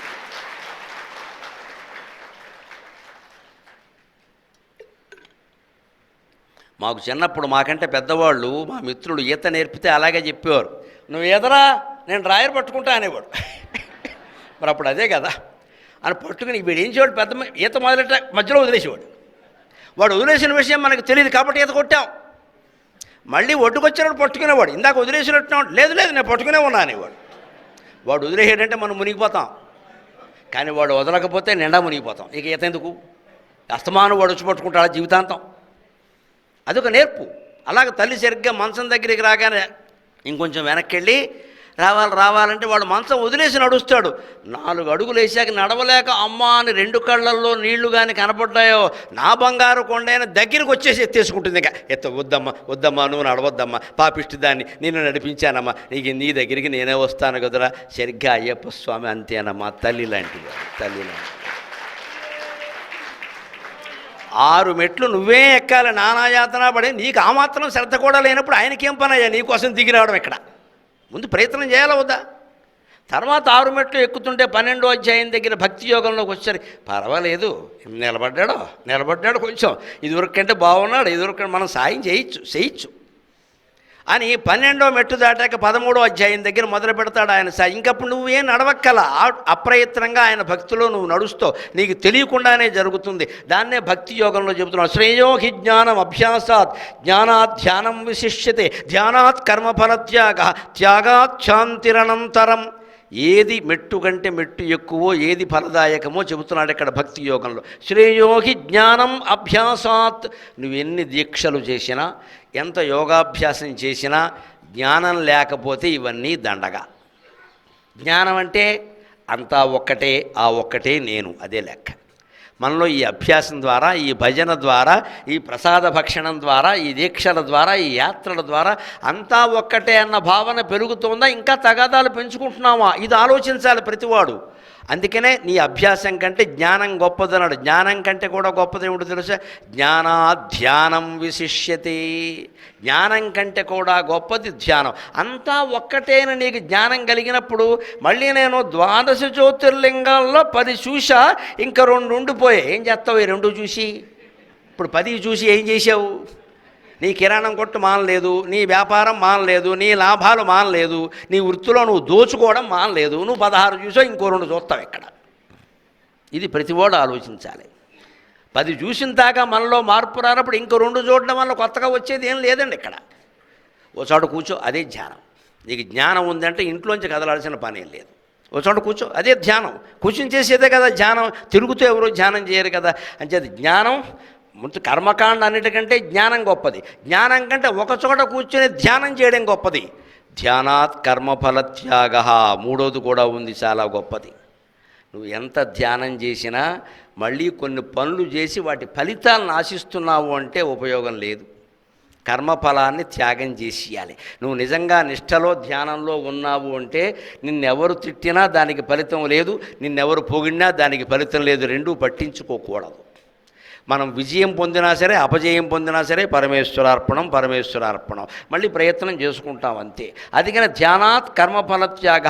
నువ్వు చేసిన అన్ని పనుల ఫలితాలని, పూజ చేశాం, పడి పూజ చేశాం, బ్రహ్మాండంగా భజన చేశాం, స్వామికి ఏతత్ఫలం శ్రీ పరమేశ్వరార్పణమస్తు, ఏతత్ఫలం శ్రీ అయ్యప్ప స్వామినే నమః, అంతే అయిపోయింది అంతే. ఇంక మళ్ళీ దాని గురించి ఇగో 10 సార్లు వరుసగా పడి పూజ చేస్తే ఏం మాట్లాడద్దు, నువ్వు వదిలేసావు ఫలితాన్ని. చేస్తే అంటున్నావంటే something you are expecting my friend. నువ్వేదో ఆశిస్తున్నావు, ఆశించావంటే ఆశాభంగం తప్పదు. నువ్వు ఆశించకు, వదిలేయి ఆ విషయాన్ని. చేశావు, అసలు ఆ పడి పూజ చేయడమే భాగ్యం, ఇంకా మనకేం వద్దంతే, వదిలేయి. చేయడమే భాగ్యం, చేసాం, వదిలేసాం. దానికి ఏమి ఇయ్యాలో ఆయన చూసుకుంటాడు. మనం మనుషులండి, బాకీలు ఎగ్గొట్టి వెళ్ళిపోతామండి. భగవంతుడు బాకీ ఎగ్గొట్టాడమ్మా, బాకీ ఎగ్గొట్టాడు. ఒక ఆకు పెట్టినా, ఒక పువ్వు పెట్టినా, ఒక్కసారి ఒక చెంచా నీళ్లు పోసినా నేను ఫలితం ఇస్తానరా అన్నవాడు కష్టపడి పూజ చేస్తే వదిలేస్తాడండి? ఎందుకు వదిలేస్తాడండి? మన అజ్ఞానం. కానీ అది ఎప్పుడు ఇవ్వాలో అక్కడ ఇస్తాడు. నువ్వు బాగా కష్ట సమయంలో ఉన్నప్పుడు నీ పడి పూజ ఫలితం అక్కడ కనపడుతుంది. అప్పుడు నువ్వే ఆశ్చర్యపోతావు, ఇదేంటిది, అప్పుడేదో అనుకుని ఇప్పుడు అనుకోకుండా నాకు ఇలా ఈ ఆపద తప్పింది, కలిసి. ఎప్పుడు తప్పింది? 5 ఏళ్ల క్రితం నువ్వు చేసిన పూజ. అదే ఆయన వడ్డీ కాసులు కూడా ఆయన తీసుకోవడం కాదు, ఇవ్వడం అంతే. నువ్వు తట్టుకోలేవు, వడ్డీతో సహా. నువ్వు చేసావు కదరా, నేనలా మర్చిపోతాను, ఎంత కష్టపడి చేసావు. ఇది ఆయన ఇచ్చేది. అందుకని ధ్యానాత్ కర్మఫల త్యాగ. ఇప్పుడు ఆయన ఇవ్వాలంటే ఏం చేయాలి? మనం వదిలేయాలి. ఆయన ఎంత ఇస్తాడు కర్మఫలంగా? నువ్వు ఎంత ఇచ్చావు? నువ్వు 100 రూపాయలు ఇవ్వగలవు. ఆయన మరి అయ్యప్ప స్వామి 100 రూపాయలు ఇవ్వడం ఏంటండి? యావత్ అనంత కోటి బ్రహ్మాండాలు ఆయనవి, అంతా నీకోసం ధారపోసేస్తాడు అనుమానం. అందుకే మనకి పూజలు చేసేటప్పుడు గమనించండి, బ్రాహ్మణులు ఒక మాట చెప్పిస్తారు, యథాశక్తి పూజాం కరిష్యే, యథాశక్తి దానం కరిష్యే, యథాశక్తి ధ్యానం కరిష్యే, యథాశక్తి గాయత్రీ జపంగా. ఈ యథాశక్తి దేనికి పని లేక, అంతకంటే చేయలేం కాబట్టి. మన యథాశక్తి 100 రూపాయలే. కానీ అయ్యప్ప స్వామి యథాశక్తి 100 రూపాయలు కాదు, 14 లోకాలు. ఆయన ఇవ్వదలుచుకుంటే ఎంతైనా ఇస్తాడు. మళ్ళీ మాయలో పడిపోకుండా ఉండాలి మనం. అందుకని జాగ్రత్తగా ఇచ్చి కాపాడుతాడు. అది మనం గుర్తుపెట్టుకోవాలి. అంచేత నీకు ఎన్ని కర్మకాండలు నువ్వు చేసినా దానికంటే జ్ఞానం గొప్పది. జ్ఞానం కంటే ఒకచోట కూర్చుని ధ్యానం చేయడం గొప్పది. ధ్యానం కంటే కూడా కర్మఫల త్యాగం గొప్పది. త్యాగం ఏమిటండి? కర్మఫల త్యాగం ఏమిటండి? మనకు ఎక్కువగా ఉండి ఎవరికైనా ఏదన్నా ఇస్తే అది దానం, దాన్ని త్యాగం అనద్దు. మనకి బట్టలు ఎక్కువగా ఉన్నాయి, ఎవరికో ఇచ్చాం, అది దానం, త్యాగం అనరు దాన్ని. మన ఇంట్లో ఏవో బాగా పళ్ళు ఫలాలు ఉన్నాయి, మనం ఏవో తిన్నాం, ఇంకెవరికో ఇచ్చాం, అది దానం. మనకు ఎక్కువగా ఉన్నదాన్ని, మిగిలిన దాన్ని ఎవరికైనా ఇస్తే అది దానం. మనకి రావలసిన దాన్ని మనం వదులుకొని ఇంకోళ్ళకి ఇస్తే దాన్ని త్యాగం అంటారు. రాముడు చేసింది త్యాగం, భీష్ముడు చేసింది త్యాగం. వాళ్ళకి రావలసిన రాజ్యం వదిలేశారు. భరతుడు చేసింది త్యాగమే, ఆయనకి రావలసిన రాజ్యం వదిలేశాడు ఆయన. లక్ష్మణుడు చేసింది త్యాగమే, ఇంట్లో ఉండొచ్చు, అన్నగారితో కూడా వెళ్ళిపోయాడు. అది త్యాగం అంటే. ఉన్నదాన్ని త్యాగం చేయడం, వదలడం కాదు. రావలసినది నాకు అక్కర్లేదు అనుకుని వదిలేస్తే, ఉన్నది ఎక్కువగా ఉండి ఇస్తే అది దానం. మనకి రావలసిన దాన్ని వదులుకుంటే త్యాగం. కర్మఫల త్యాగం అంటే ఏమిటో తెలుసా? విశేషమైన విషయం. ఏది రాని ఏది పోని అన్నీ భగవంతుడు దయాన్ని ఆయనకి సమర్పిస్తే కర్మఫల త్యాగం. ఎందుకంటే కొందరు ఇస్తుంటే మనం వద్దనలేము. ఆత్మీయులు కాదంటారు, బాధపడతారు, అందుకోసం తీసుకుంటాం. కానీ మన మనస్సులో ఏమిటో తీసుకున్నాం. పరిగ్రహం మహాదోషం. శాస్త్రం ప్రకారం పరిగ్రహం మహాదోషం. కానీ వాళ్ళు ఇబ్బంది పెడతారు, తప్పదు. అందుకని ఏతత్ఫలం పరమేశ్వరార్పణం వస్తుంది, అక్కడ పెట్టేయండి, వెళ్ళండి, అంతే. మనం ఏదో చేస్తాం, దాన్ని మనకు అక్కర్లేదు. ఇది కర్మఫలత్యాగం. త్యాగాశాంతిరిగి, ఆ కర్మఫలత్యాగం కారణంగా నీకు శాంతి వస్తుంది. రావాలి అంటే 13వ అధ్యాయంలో నీ మనస్సు ఎలా ఉండాలో చెబుతున్నాడు. కార్యకారణ కర్తృత్వే హేతు ప్రకృతిరుచ్యతే, పురుష సుఖ దుఃఖానాం భోక్తృత్వే హేతురుచ్యతే. ఏ పని జరిగినా సరే కార్యం, కారణం, కర్త, మూడు భగవంతుడే. కార్యం అంటే జరుగుతున్న పని, కారణం దానికి కారణం, కర్త చేస్తున్నవాడు ఆ పని, ఈ మూడు భగవంతుడే. ఇక్కడ ప్రవచనం అనే కార్యం జరుగుతోంది. కర్తని నేను, కానీ దానికి కారణం కార్యకర్తలు, నేను కాదు. ఇక్కడ దీక్షాపరులు కొంతమంది వారిని కలిసి అడగడం వల్ల నన్ను సంప్రదించడం వల్ల పెట్టారు. ఇదంతా ఒకే ఒక అయ్యప్ప స్వామి స్వరూపం. ప్రకృతి అంటే సహజమైన స్వభావం. మీకు అందరికీ ఏవో 4 మంచి మాటలు వినాలని ఉంది. భగవంతుడు వాటిని చెప్పే అవకాశం నాకు ఇచ్చాడు. మధ్యలో కార్యకర్తల అనుసంధానం ఉండాలా వద్దా? వడ్లమాని రవిసుందర్ గారు చెప్పబోతే నేను వస్తాను, ఆయన చేశారు, పద్ధతిగా అన్నీ అన్నారు, మీకు అన్నీ ఏర్పాటు చేస్తామండి, ఇబ్బంది ఏముండదు అన్నారు, వచ్చాను నేను. ఎవరో ఒకరు గ్యారంటీ ఇవ్వకపోతే రాలేంగా. ఎందుకంటే ఇంతమంది జనాన్ని చూస్తే నాకు భయంగానే ఉందమ్మా. ఏ తొక్కిసలాట లేకుండా ఇంటికి వెళ్ళామండి, లేకపోతే మమ్మల్ని మూసేస్తారు ఎందుకు వచ్చిన గొడవ. కార్యకర్తృత్వ శక్తి కూడా ముఖ్యం. అటువంటివి ఏమీ జరగకుండా ఉండాలంటే చెప్పేవాడు, వినేవాడు, కార్యకర్తలు అందరూ భగవంతుడి మీద భారం వేసి నామస్మరణ చెయ్యాలి. అప్పుడు ఎవ్వరికి ఏమీ జరగదు, అంతా క్షేమంగా ఉంటారు. ఆ హేతు ఏమిటి? మొత్తం జరగడానికి ప్రకృతి. మన ఇంట్లోనే అంతే. పిల్లకి పెళ్లి చేసాం, కన్నామమ్మ చేయమా, సంబంధాలు చూస్తాం, చూసినంత మాత్రం కుదిరిపోతాయా? ఎన్నో చూస్తే కుదరవు. ఒకటేదో అనుకోకుండా వచ్చి ఇంటికి వచ్చి అడుగుతారు, వారం రోజుల్లో పెళ్ళి అయిపోయింది. అది భగవంతుడి దయ. ప్రకృతి కారణంగా జరిగింది, భగవంతుడి కారణంగా జరిగింది. అది మనదే అనుకుంటే పురుష సుఖ దుఃఖానాం భోక్తృత్వే హేతురుచ్యతే. జీవుడు కనుక అది దాని తనదే అనుకుంటే సుఖాలు దుఃఖాలు అనుభవించక తప్పదు. అందుకని గుణాతీతంగా మనం ఎదగాల. దాన్నే 14వ అధ్యాయం గుణత్రయ విభాగ యోగంలో చెబుతున్నాడు ఖచ్చితంగా. ఉదాసీనవదాసీనగా అనేక రకాల పనులు ఇంట బయట జరుగుతూ ఉంటాయి. చాలా వాటిల్లో మనం ఉదాసీనంగా ఉండడం మంచిది. ఆఫీసుల్లో కూడా ముఖ్యంగా నువ్వు లంచం తీసుకోకు, అంతేకాని లంచం తీసుకున్నవాడు మొహం నేను చూడను, వాడు మొహం నువ్వు చూడకపోతే నీ ఉద్యోగం తీసేస్తాడు. ఇక్కడ ఇప్పుడు ఉద్యోగం ఎవడిస్తాడు?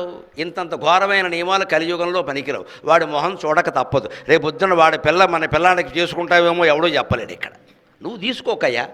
ఇదే 14వ అధ్యాయం. గుణాలకు అతీతంగా ఉండ. వాడు ఏడుపు వాడిని ఏడవను, నీకెందుకు గొడవ? చెప్పగలిగితే 2 మంచి మాటలు చెప్పు, లేకపోతే వదిలేయి ఆ విషయాన్ని. ఇంకా ఓ తీవ్రవాదులాగా వాడు మొహం చూడను, వాడు ఇంటికి వెళ్ళను, ఇంత పట్టుదల అవసరం లేదు. కలియుగంలో నడవది ఇది. ఉదాసీనవదాసీన గుణైర్ యో న విచాల్యతే. నీలో అనేక రకాల క్రోధాలు మోహాలు చెలరేగుతున్నా వాటిని ఉదాసీనంగా గమనించు, వాటిని పెంచద్దు. మనలో కోరికలు పుడతాయి, కోపం పెరుగుతుంది, అసూయ పెరుగుతుంది. వదిలేయి, ఎక్కడికక్కడ వదిలేయి, ఎక్కడికక్కడ వదిలేయి. దాన్ని పేర్చద్దు, చేర్చద్దు, పెంచద్దు, ఏం చేయొద్దు. అదే ఉదాసీనం. ఉదాసీనవదాసీన గుణైర్యో న విచాల్యతే. గుణైర్యో న విచాల్యతే యో యో అవతిష్టతి నేంగతే. గుణ ఉదాసీనవదాసీన గుణైర్యో న విచాల్యతే. ఏ గుణం చేత దానికి మనం చెలించకుండా మనస్సును భగవంతుడికి అర్పిస్తే యో అవతిష్టతి నేంగతే. సరిగ్గా దీపం దేవుడి దగ్గర పెట్టినప్పుడు చూడండి, గాలి వేసినప్పుడు అటు ఇటు కదులుతూ ఉంటుంది. ఆ 3 దీపాలు ఉన్న చోట మీరు గమనించండి, అటు ఇటు దీపం కదిలినట్టుగా మధ్య దీపం ఎక్కువ కదలదు. ఒక్కోసారి ఆ మధ్య దీపం ఇలాగే ఉండిపోతుంది. గుణ వర్తంత ఇత్యేవా. గాలి వీస్తున్నప్పటికీ వీయకపోయినప్పటికీ ఆ దీపం ఎలాగైతే అలా వెలుగుతూ నిశ్చలంగా ఉంటుందో, గాలి లేనప్పుడు, గాలి ఉంది కానీ వీయడం లేదు ఎక్కువ. గాలి లేకపోతే దీపమే ఉండదు అసలు. గాలి ఉంది కానీ అది దాన్ని కదిలించేంతగా వీయడం లేదు. అలాగే రాగద్వేషాలు ఉంటాయి, అవి నిన్ను కదిలించకూడదు, అంతే లెక్క. అంటే ఇంట్లో మాటలో బయట మాటలో స్నేహితులు బంధువులు ఏవో చెబుతూనే ఉంటారు మాటలు. వాళ్ళని మాట్లాడొద్దంటే కష్టమండి. వాళ్ళకేదో సరదా, వాళ్ళ దుఃఖం చెప్పుకోవచ్చు, బాధ కాలక్షేపానికి మాట్లాడతారు కొంతమంది. ఈ దేశంలో చాటర్ బాక్సులు ఎక్కువ. మనిషి దొరికితే చాలు సుత్తు కొట్టడమే. When I joined in my service in 30 years back అని మొదలెడతాడు ఈ రిటైర్ అయిన. ఎవడు అడిగాడు ఇన్ని? 30 ఏళ్ల క్రితం నేను ఉద్యోగంలో చేరినప్పుడు అని చంపేస్తాడు ఈ కుర్రాన్ని పట్టుకుని. వాడు ఉద్యోగం వచ్చినా సరే చేరడు ఇంకా, ఈ సుత్తి పడలేక. గొప్ప. అటువంటిప్పుడు ఏం చేయాలి? పెద్దవాళ్ళని చెప్పారులేండి పెద్ద అన్నామనుకో, కోపం ఏమో వాడికి ఏదైనా ఉపాసన ఉందేమో ఏదో అంటాడు, చెప్పిస్తాడు, లేనిపోయిన గొడవ. అందుకని అక్కడ కూర్చుని వింటున్నట్టే నటిస్తూ అక్కడ కూర్చుని లోపల అంటూనే లోపల మాత్రం స్వామియే శరణమయ్యప్ప, స్వామియే శరణమయ్యప్ప. ఇలా మీరు 100 రకాల సుత్తులు భరించవచ్చు, అభ్యంతరం ఏమీ లేదు. మనం వింటున్నట్టు నటిస్తాం, వినం, లోపల జపం నడుస్తూ ఉంటుంది. గుణైర్యో న విచాల్యతే. గుణ వర్తంత ఇత్య. వాడు వాగనే వాక్కొని, వాడికి సరదా, మనం వింటే కదా. అంతా అయిపోయాక మధ్యలో వింటున్నావు అంటే, ఓ ఇదివరకే విన్నా, అంతే లెక్క. చెప్పు. మనం మాట కలపొద్దు. ఎప్పుడు ఎక్కువ మాట్లాడే వాళ్ళతో ప్రమాదం ఏంటి? మాట కలపొద్దు. ఎక్కడొక్కడ ఆపేస్తా. నువ్వు మాట కలిపేవనుకో మళ్ళీ గంట ఇంకో షో వేస్తాడు ఇక్కడ, నువ్వు మాట కలపకో, కాసేపటికి వెంటలేదని వాళ్ళు వెళ్ళిపోతారు. మిమ్మల్ని చూసి చాలా కాలమైంది పిన్ని గారు కూర్చోడానికి కాఫీ ఇచ్చామని ఇంకో గంట సేపు కూర్చుంటుంది ఆవిడ. పిన్ని లేదు, బాబాయ్ లేదు, పంపే. అన్నీ సొల్లు కబుర్లే, దేనికి ఆశమ్మ బోసమ్మ. కానీ కొంత మనం పడక తప్పదు, ఇళ్లల్లో కానీ బయట కానీ ఆఫీసులో కానీ అరుగుల మీద చాలా కష్టం ఇది. అందుకని అటువంటిప్పుడు ఉపాయం, నువ్వు చెల్లించకయా, నిన్ను చెల్లించమని చెప్పాడు, అలాగే ఉండు, ఇబ్బంది లేదు. అలా ఉండగలిగితే గుణత్రయ విభాగ యోగంలో చెప్పినట్టుగా గుణాతీతంగా ఉన్నట్టే. అప్పుడు మనకు దర్శనమిచ్చేది ఏమిటో తెలుసునండి, ఈ ప్రపంచం తల్లకిందులుగా కనపడుతుంది. దాన్ని 15వ అధ్యాయం పురుషోత్తమ ప్రాప్తి యోగంలో చెబుతున్నాడు. ఊర్ధ్వమూలం అధశాఖం అశ్వత్థం ప్రాహురవ్యయం ఛందాంసి యస్య పర్ణాని యస్తం వేద స వేదవితు. 15వ అధ్యాయం చాలా గొప్పది. దీన్ని కూట అధ్యాయం అనేవారు. 20 శ్లోకాలు మాత్రమే ఉంటాయి. మా ఇంట్లో మా అమ్మగారు ప్రత్యేకం ఈ అధ్యాయం కంఠస్థం చేయడానికి అన్నం పెట్టే ముందు 10 మంది ఇంట్లో ఉన్నారు కదా సంతానం, వీళ్ళందరూ కూర్చుంటారు కదా, వీళ్ళు గోల్ చేస్తారు, ఒక్క ఆవిడ వడ్డించాలి అందరికీ. అందుకే కూటధ్యాయం చదవండి, కూటధ్యాయం చదవండి వేదవల్లారా అనేది. మేము ఊర్ధ్వమూలం అధశాఖం అశ్వత్థం ప్రాకురవ్యం అహం వైశ్వానరో భూత్వ ప్రాణినాం దేహమాశ్రతక అని 20 శ్లోకాలు అయ్యేలాగా ఆవిడ మొత్తం వడ్డించేసేది. ఆవిడ ఉపాయం ఆవిడది. ఆ రకంగా అన్నం పెట్టే పేరు మీద ఒక అధ్యాయం మా చేత కంఠస్థం చేయించిన తల్లికి జన్మించామమ్మా, మన అదృష్టం, మన అదృష్టం. పైగా అందులో అన్నం తిన్న తర్వాత చదువుకోవలసిన శ్లోకం ఉంది. అన్నం తిన్న తర్వాత ఒక 100 అడుగులు వేస్తూ ఇక్కడ పొట్ట మీద రాసుకుంటూ అహం వైశ్వానరో భూత్వ ప్రాణినాం దేహమాశ్రిత ప్రాణాపాన సమాయుక్త పచామ్యన్నం చతుర్విధం. భగవంతుడే లోపల జీర్ణశక్తి రూపంలో ఉండి మన అన్నాన్ని అరిగిస్తున్నాడు, లేకపోతే అరగదు. బెడ్డ మొక్కలో కూర్చుంటుంది అక్కడ.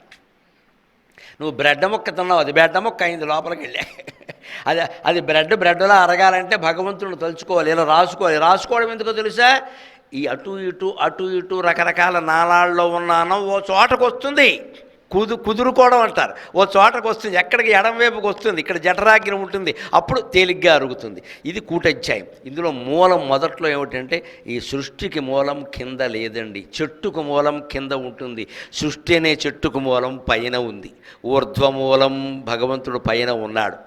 అధశాఖం సృష్టి కిందికి వ్యాపించింది, అంటే తల్లకిందులుగా ఉంది. భగవంతుడు పైన ఉన్నాడు అనడానికి తెలుగు భాష ఉదాహరణ వేరే చెప్పక్కల. పైవాడు చూస్తున్నాడు, పైవాడు అంటే పై అపార్ట్మెంట్ వాడా? నువ్వు 103లో ఉన్నావు, ఎవడో 203 వాడు చూస్తున్నాడా? పైవాడు అంటే ఎవరండి? హిందీలో కూడా ఓ పర్వాలా అంటే దేవుడు. ఖచ్చితంగా దేవుడు పైన ఉన్నాడని మనం తెలియకుండానే మాట్లాడుతున్నాం. అక్కడ మనం చూసామా పైన కింద? అంటే దేవుడు పైన ఉంటాడు, ఆయన నుంచి వచ్చిన సృష్టి కిందికి వేలాడుతోంది. నువ్వు దీన్ని ఉల్టా సీదా చేయాలి. ఇక్కడ ఊర్ధ్వమూలం అధశాఖం, దీని మూలం పైన ఉంది, శాఖల కిందికి ఉన్నాయి. అశ్వత్థం రావి చెట్టు, అందుకే మనకి ప్రతి గుడి దగ్గర రావి చెట్టు నాటుతారు. గమనించండి, గుడి దగ్గర రావి చెట్టు, మళ్ళీ ఇంటి దగ్గర రావి చెట్టు నాటకూడదు. ఇంటి దగ్గర మర్రి చెట్టు రావి చెట్టు ఉండకూడదు, గోడలు పడిపోతాయి. అపశకునం కాదు, గోడలు పడిపోతాయి. ఎందుకంటే రావి చెట్టు కింద వేళ్ళు వ్యాపిస్తుంది, మర్రి చెట్టు అంతే గోడ పడగొట్టేస్తుంది. ఇంటి దగ్గర రావి చెట్టు పెట్టద్దు, మర్రి చెట్టు పెట్టద్దు. ఊళ్ళో పెట్టాలి, ఊరు మధ్యలో పెట్టాలి, దేవాలయంలో పెట్టాలి. ఎందుకు రావి చెట్టు తెలుసా? రావి చెట్టు చుట్టూ ప్రదక్షిణ కూడా చేయమంట. ఎందుకని? రావి చెట్టు పేరు అశ్వత్థ, అంటే సంస్కృత భాష చాలా గొప్పది. శ్వఖ అంటే రేపు, శ్వత్థక అంటే రేపటికి ఉంటుంది, అశ్వత్థక అంటే రేపటికి ఉండదు. నీ జీవితం ఇవాళ ఉంది, రేపటికి ఉండదు. అది రావి చెట్టు. ఇవాళ ఏం చేయాలో వచ్చింది, రావి చెట్టు చుట్టూ తిరిగేదారు. అందుకే రావి ఆకులు మిగిలిన ఆకులు వేరండి. తాటాకులు గాలికి కదిలినా బలంగా కదులుతాయి, నెమ్మదిగా కదులుతాయి. రావి ఆకు అలా కాదు, ఏ గాలి వెయ్యకపోయినా సరే ఇలా ఇలా ఇలా ఇలా ఆడుతూనే ఉంటుంది. ఇక్కడ దాని కొస చాలా సన్నగా ఉంటుంది. రావి ఆకులాగే జీవితం చేయించాలి. నశ్వత్థక, రేపటికి ఉండదు, ఇవేళే దాన్ని సన్మార్గంలో నడిపించుకో. రేపొద్దున్న ఏదో చేద్దాం అనుకోక, చేయవలసిన మంచి పని చేసేయి. ఒకవేళ చెడ్డ ఆలోచన వస్తే వాయిదా వేసేయి. ఎందుకంటే ఒకవేళ మనం మరణించామనుకో, ఆ పని చేయకుండానే పోతాంగా, గొడవ లేకుండా. చేసేందుకు పోవాలి? మంచి ఆలోచన వాయిదా వేయద్దు. ఇది పురుషోత్తమ ప్రాప్తి యోగం. అశ్వత్థం ప్రాహురవ్యయం. ఇప్పుడు మనిషిలో ఎప్పుడు సంఘర్షణ నడుస్తుంది, దైవీ గుణాలు ఆసుర గుణాలు. ఆ దైవీ గుణాలను జయించే విధానం ఎలాగా? దైవాసుర సంపద్ విభాగ యోగంలో చెబుతున్నాడు. ఇక్కడ అయ్యప్పకి సంబంధించినటువంటి శాస్త్ర పూజా విధానం అంతా ఉంటుంది. అనేక గుణాలు ఘర్షణలు జరిగినప్పుడు మనకు అనుమానం వస్తుంది, ఏం చెయ్యాలి ఏం చేయకూడదంటే, శాస్త్రం ఏం చెప్పిందో అది చెయ్యి, శాస్త్రంలో చెప్పంది చెయ్యొద్దు. శాస్త్రం ఎవరు చెబుతారు? మమ్మల్ని అడగకూడదు, ఫోన్ నెంబర్ ఉంది కదా. మీ పురోహితులు మీకు చెబుతారు. కుల పురోహితులు అంటే, కులం అంటే క్యాస్ట్ కాదు, కులం అంటే ఇల్లు. మీ ఇంటి పురోహితులు మీకు ఉంటారు. వారు మీకు బ్రహ్మదేవుడితో సమానమండి, అనుమానమే లేదు. మేం చెప్పిన దానికి వారు చెప్పిన దానికి తేడా వస్తే వారు చెప్పిందే మీరు చేయాలి, మేం చెప్పడం కాదు. గరికపాటి వారు చెప్పారని మాట్లాడద్దు. గరికపాటికి ఏం తెలుసు నీ ఇంట్లో ఆచారాలు? నీ ఇంట్లో ఆచారాలు మీ పురోహితులకు తెలుసు. అంతే. ఏమంటే వినాయక చవితి వేళ రేప, శివరాత్రి వేళ రేప, మనకి ఇదే గొడవ, ప్రతిసారి ఇదే గొడవ. తండ్రి తద్దినం వచ్చింది, తిథి మా నాన్నగారు ఏకాదశి నాడు పోయారండి, 1 గంట వరకు ఉంది, అందుకని ఇవాళ పెట్టాలా, మరి రేపేమో 12 గంటల వరకు ఉంది, రేపు పెట్టాలా? మీ పురోహితుడిని అడుగు, నాన్న అడగ. పోయినవాడు నీ తండ్రి, నా తండ్రి కాదు. ఎవడు ఫేమస్ అయితే వాడిని అడగకూడదండి. ఎవరికి వాళ్ళకి లెక్కలు ఉన్నాయి హిందూ ధర్మంలో, గొడవలు లేకుండా ఉండడానికి. అందరికీ ఒకరే ఉండరు ఇక్కడ. హిందూ మతానికి మొత్తానికి ఒకే పురోహితుడు ఉండడు ఇక్కడ. కులాలను బట్టి కూడా పురోహితులు మారుతారు. వాళ్ళ దగ్గరికి వెళ్ళా, అయ్యా మాకు అనుమానం ఉంది, మీ కుటుంబ చరిత్ర అంతా తెలుసును ఆయనకి, ఆయన చెబుతాడు ఎలా ఉండాలి అలా చేసే. ఇక మళ్ళీ కాదండి ఆయన ఎలా అన్నారు, ఈయన ఎలా అన్నారు, బృహస్పతి చెప్పినా సరే వినొద్దు, మీ పురోహితులు చెప్పినట్టే మీరు వినాలి, సందేహమే లేదు అందులో. వాళ్ళని ధిక్కరించద్దు, లేకపోతే ఏ వ్యవహారం నడవదండి. దానికి దైవాసుర సంపత్తి విభాగ యోగంలో చెబుతున్నాడు, శాస్త్ర విధిముత్సృజ్య వర్తతే కామకారతః నస సిద్ధిమవాప్నోతి న సుఖం న పరాం గతిం. 16వ మెట్టు కూడా ఎక్కం. శాస్త్రం ప్రకారం మనం చేస్తున్నాం ఏదైనా సరే చేస్తే, శాస్త్రాన్ని పక్కన పెట్టి ఎవడైనా ఇష్టం వచ్చినట్టు వ్యవహరిస్తే వాడికి ఈ లోకంలో సిద్ధి కలక్కపోగా పరలోకంలో దుర్గతులు కూడా ఖాయమన్నాడు. అందుకని శాస్త్రంలో చెప్పినట్టే చెయ్యాలి. దాని మీద అనుమానం వస్తే మన పురోహితుల్ని అడగాలి ఏదైనా సరే. అన్నిటికంటే గొప్ప శాస్త్రం మానవత్వం. ఎంత గొప్ప శాస్త్రమైనా ఆచారమైనా సాటి మానవుణ్ణి అవమానించేదైతే అది చెయ్యొద్దు, అనుమానమే లేదు ఇక్కడ, అందులో అనుమానమే లేదు ఇక్కడ. వేరే స్త్రీని కానీ, వేరే పురుషుణ్ణి కానీ, వేరే కులం వాడిని కానీ, వేరే మతం వాడిని కానీ అవమానించేదైతే ఆ పని చెయ్యవద్దు. అది భగవంతుడిని అవమానించినట్టే లెక్క.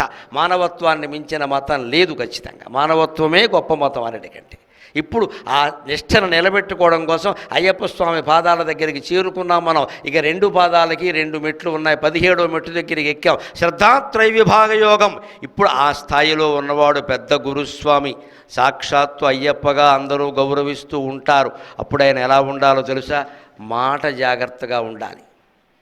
ఎందుకంటే 10 మందిలో ఉన్నప్పుడు మన చూపు జాగ్రత్తగా చూసుకోవాలి. నలుగురిలో ఉన్నప్పుడు మన మాట జాగ్రత్తగా చూసుకోవాలి.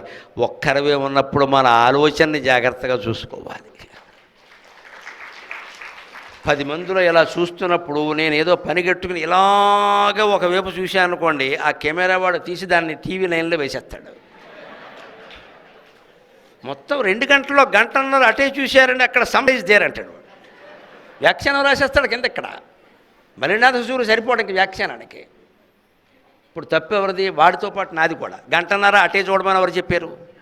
ఇటు జనం లేరా? ఇంతే లెక్క. అంచేతన 10 మందిలో ఉన్నప్పుడు మన చూపు జాగ్రత్తగా చూసుకోవాలి. అయ్యప్ప భజన చేస్తున్నాం, ఎవరో వస్తారు, స్త్రీలు వస్తారు, పురుషులు వస్తారు, వారి కేసు నువ్వు చూడొద్దు, నీ పనులు నువ్వు ఉండవు. చూసావంటే మనసు మడుతుంది. నలుగురిలో ఉన్నాం, మాట జాగ్రత్తగా ఉండాలి. ఎందుకంటే మన ఇంట్లో మనం ఏం మాట్లాడినా ఏదో సారీ చెప్పేస్తాం, అయిపోతుంది. 10 మంది నలుగురిలో ఉన్నప్పుడు మాట్లాడితే నలుగురు విన్నారు, ఒకరు కాదు. కాబట్టి ఇప్పుడు ప్రతివాడి దగ్గర ఫోన్ ఉంది, నొక్కుతాడు, రికార్డ్ అయిపోయింది. ఇదిగో సాక్ష్యం అంటాడు. ఎందుకు వచ్చిన గొడవ? అందుకే ఊరుకున్నంత ఉత్తమం లేదు, బోడుకున్నంత సుఖం లేదన్నారు. మాట్లాడక అసలు ఇదే ఒకళ్ళు మాట జాగ్రత్తగా చూసుకోవడం అంటే. రెండోది ఒంటరిగా ఉన్నప్పుడు ఆలోచన. అందుకే మాట ఎలా ఉండాలి? అనుద్వేగకరం వాక్యం సత్యం ప్రియహితం చేతి స్వాధ్యాయాభ్యసనం చేయవ వాంగ్మయం తప ఉచ్యతే. మాట్లాడే ముందు ఎప్పుడూ నేను ఎప్పటి నుంచో చెబుతున్న మాట సత్యమా, ప్రియమా, అత్యవసరమా, ఈ 3 ఆలోచించాలి. అసలు నేను చెప్పేది సత్యమా, కాకపోతే చెప్పద్దు. ఒక్కోసారి సత్యమేనా, అది ఎదుటి వాళ్ళకి ఇష్టం కాదు, అప్పుడు కూడా చెప్పకు. కానీ చెప్పక తప్పదు. కొన్ని అత్యవసరమా, వాడికి ప్రియం కాదు, అది సత్యం చెప్పాలి. మన మిత్రుడు, మన బంధువు, కొడుకు, కూతురు చెప్పకుండా ఎలా ఉంటామండి? ఇష్టం లేదని మానేస్తామా? అప్పుడు అత్యవసరమా, నువ్వే చెప్పాలా, ఇంకెవరూ చెప్పాలా? అయితే చెప్పు, చాలా నెమ్మదిగా చెప్పు. అనుద్వేగకరం, వాడిని ఊరికే ఉద్వేగానికి లోన్ చేసి వాడికి బీపీ పెరిగిపోయేలా చేయొద్దు. నువ్వు బీపీ తెచ్చుకోవద్దు. ప్రశాంతంగా చెప్పు విషయాన్ని, అబ్బాయి నువ్వు చేసే పని బాగలేదురా, తర్వాత నష్టాలు నీకు తెలియడం లేదు అని చెప్పు, అంతే. ఇక్కడ బాగలేదు చెప్పనా ఏంటది అనుకో, నీకు ముందు బీపీ వచ్చింది, వాడు ఏం బాగుపడలేదు, ఇక్కడ నీ గొంతు పోయింది. అంత అరుపు ఎందుకు, అంత కేకలెందుకు? మామూలుగానే చెప్పచ్చు కదా. చెబుతున్నావు అబ్బాయి, ఎంతకాలం చెబుతావు, నీకు 30 ఏళ్ళు వచ్చాయి, తెలుసుకోవాలి, తెలుసుకోకపోతే నువ్వే నష్టపోతావు, నీ జీవితం నీది అని చెప్పాలి, అంతవరకే. ఇది అనుద్వేగకరం వాక్యం, ఇది వాంగ్మయమైన తపస్సు అన్నాడు. ఇప్పుడు చిట్ట చివరి అధ్యాయం 18వ అధ్యాయం 18 మెట్లు ఎక్కి స్వామి పాదాల దగ్గరికి చేరుకున్నాం. మోక్ష సన్యాస యోగం, దాంట్లో అన్నిటి పట్ల కర్తగా ఎలా ఉండాలో చెబుతున్నాడు. ఎన్ని రకాల అనుమానాలు వచ్చినా, ఎన్ని రకాల పనులు చేసినా ఎప్పుడు ఇది ధర్మమా కాదా, మంచా కాదా, న్యాయమా అన్యాయమా అనుమానాలు వస్తూనే ఉంటాయండి. కానీ ఆ పని చేయాల్సిన బాధ్యత కుటుంబ పెద్దగా నీ మీద ఉంది. అటువంటిప్పుడు ఒక పిల్లకి సంబంధం చూస్తున్నాం, పిల్లాడికి సంబంధం చూస్తున్నాం, ఏమో ఎలా ఉంటుందో ఈ రోజుల్లో పెళ్లి కొడుకుని పెళ్లి కూతురుని ఎవరిని నమ్మడానికి లేదు ఇక్కడ. అలాగని క్యారెక్టర్ ఎంక్వైరీ అని మొదలెట్టామనుకో 10 ఏళ్ళు అయినా పెళ్ళి అవ్వదు. ఎవడికుంది క్యారెక్టర్? ఇప్పుడు ఏమి ఎంక్వైరీ చేస్తాం అంటే ఇది చూడప్పుడు ఏం చేయాలి? చేయక తప్పదు కదా, ఏదో ఒక సంబంధం కుదిరించాలి కదా. ఉన్నంతలోనే మంచి సంబంధం చూసి చేసేసి, ఉన్నంతలోనే మంచి కార్యం అనిపిస్తే చేసేసి అప్పుడు ఏం చేయాలో తెలుసా? సర్వధర్మాన్ పరిత్యజ్య మాం ఏకం శరణం వ్రజ అహం త్వా సర్వ పాపేభ్యో మోక్షయిష్యామి మా శుచః. ఇది శరణాగతి శ్లోకం, చరమ శ్లోకం. స్వామి, కుటుంబంలో నేను స్త్రీని లేదా నేను పురుషుణ్ణి, ఇది నా పిల్లల సమస్య, నేను ఒక నిర్ణయం తీసుకోవాలి, తప్పించుకునే అవకాశం లేదు ఇక్కడ. ఎన్నేళ్ళు వాయిదా వేస్తాం? అంచేతను ఏదో ఇది ఈ ఉద్యోగం మంచిది అనిపించి చేరుతున్నాం, తర్వాత నీ దయ. ఈ చదువు మంచిది అనిపించి చదువుకుంటున్నాం, ఈ సంబంధం మంచిది అనిపించి చేస్తున్నాం, తర్వాత నీ దయ అని మనస్సు నిష్కల్మషంగా ఉండి ఆ పని చేసి ఆ భారాన్ని భగవంతుడికి వదిలేసి ధర్మాధర్మాల శంక లేకుండా అన్నీ నువ్వే చూసుకోవాలి అని శ్రీకృష్ణ శరణం మమ, శ్రీకృష్ణ శరణం మమ, శ్రీకృష్ణ శరణం మమ అని చెప్పి ఆయనకు వదిలేస్తే అహం త్వా సర్వపాపేభ్యో మోక్షయిష్యామి. అర్జున, కంగారు పడకు, నా భక్తుడు తీసుకున్న నిర్ణయం అతనికి హాని చేస్తుందంటే నేను చక్రం అడ్డేసి కాపాడతానని చెప్పాడమ్మా. అనుమానమే లేదు. ఎందుకంటే వాడు నిర్ణయం తీసుకునే ముందు భారాన్ని నా మీద వదిలేసాడు. పాపం వాడికి తెలియలేదు, ఏదో ప్రయత్నం చేశాడు. ఎంత ఎంక్వైరీలు చేస్తామండి, ఎక్కడ ఎన్ని చేసినా కూడా మోసాలు జరుగుతూనే ఉన్నాయి. ఏదో దాంట్లో పెట్టుబడి పెట్టక తప్పదు, పొలం కొనక తప్పదు, ఇల్లు కొనక తప్పదు, ఎక్కడో ఒకటి పెట్టారు. ఏం చేస్తారు? డబ్బు ఇంట్లో పెట్టుకుంటే దొంగలు పట్టుకుపోతారు. దొంగలు పట్టుకుపోతే డబ్బు కాదు, ప్రాణాలు కూడా పట్టుకుపోతారు. మరి ఎక్కడో ఒకటి పెట్టాలి. మోసం అంటే అంచేత బాబు నేను చేయగలిగింది నేను చేశాను స్వామి, దీన్ని కాపాడే బాధ్యత నీది అంటే మనం పెట్టుబడి పెట్టిన కంపెనీ నష్టపోకుండా అయ్యప్ప స్వామి కాపాడతాడు, అనుమానం వెళ్ళేది. ఎందుకంటే నా భక్తుడు పెట్టుబడి పెట్టాడు, వాడు ఏదో పిల్ల పెళ్లి కోసం చదువుల కోసం పెట్టాడు, వాడు నష్టపోవద్దు, వాడికి వేరే ఆస్తిపాస్తులు లేవు, ఏమైపోతాడు. అందుకని మన కోసమైనా ఆ కంపెనీ నిలబడుతుంది. ఆ అభయాన్ని 18వ అధ్యాయంలో పరమాత్మ ఇచ్చాడు. మోక్షయిష్యామి మా శుచః. అంతేకాదు, నీకు ఆ పాప విముక్తుని చేసి నీకు మోక్షాన్ని కూడా నేనే ఇస్తానయ్యా అంటే చివరి 6 మెట్లలో ఆయన బాధ్యత వహిస్తున్నాడు. నువ్వు నా దగ్గరికి వచ్చావు, నడిపించే పూచి నాది. అలాగ మనం భగవంతుడికి శరణాగతి చెంది సమస్త భారాన్ని ఆయనకి అప్పగిద్దాం. ఈ 18 మెట్లు 18 అధ్యాయాలైనటువంటి ప్రవచనం మీ జీవితంలో ఏమాత్రం ధైర్యాన్ని పెంచగలిగినా, మీకు ఆధ్యాత్మిక దీప్తిని కలిగించగలిగినా నేను ధన్యుణ్ణి. నాకు ఈ 4 మాటలు నేర్పిన మా అమ్మ ధన్యురాలు. స్వస్తి.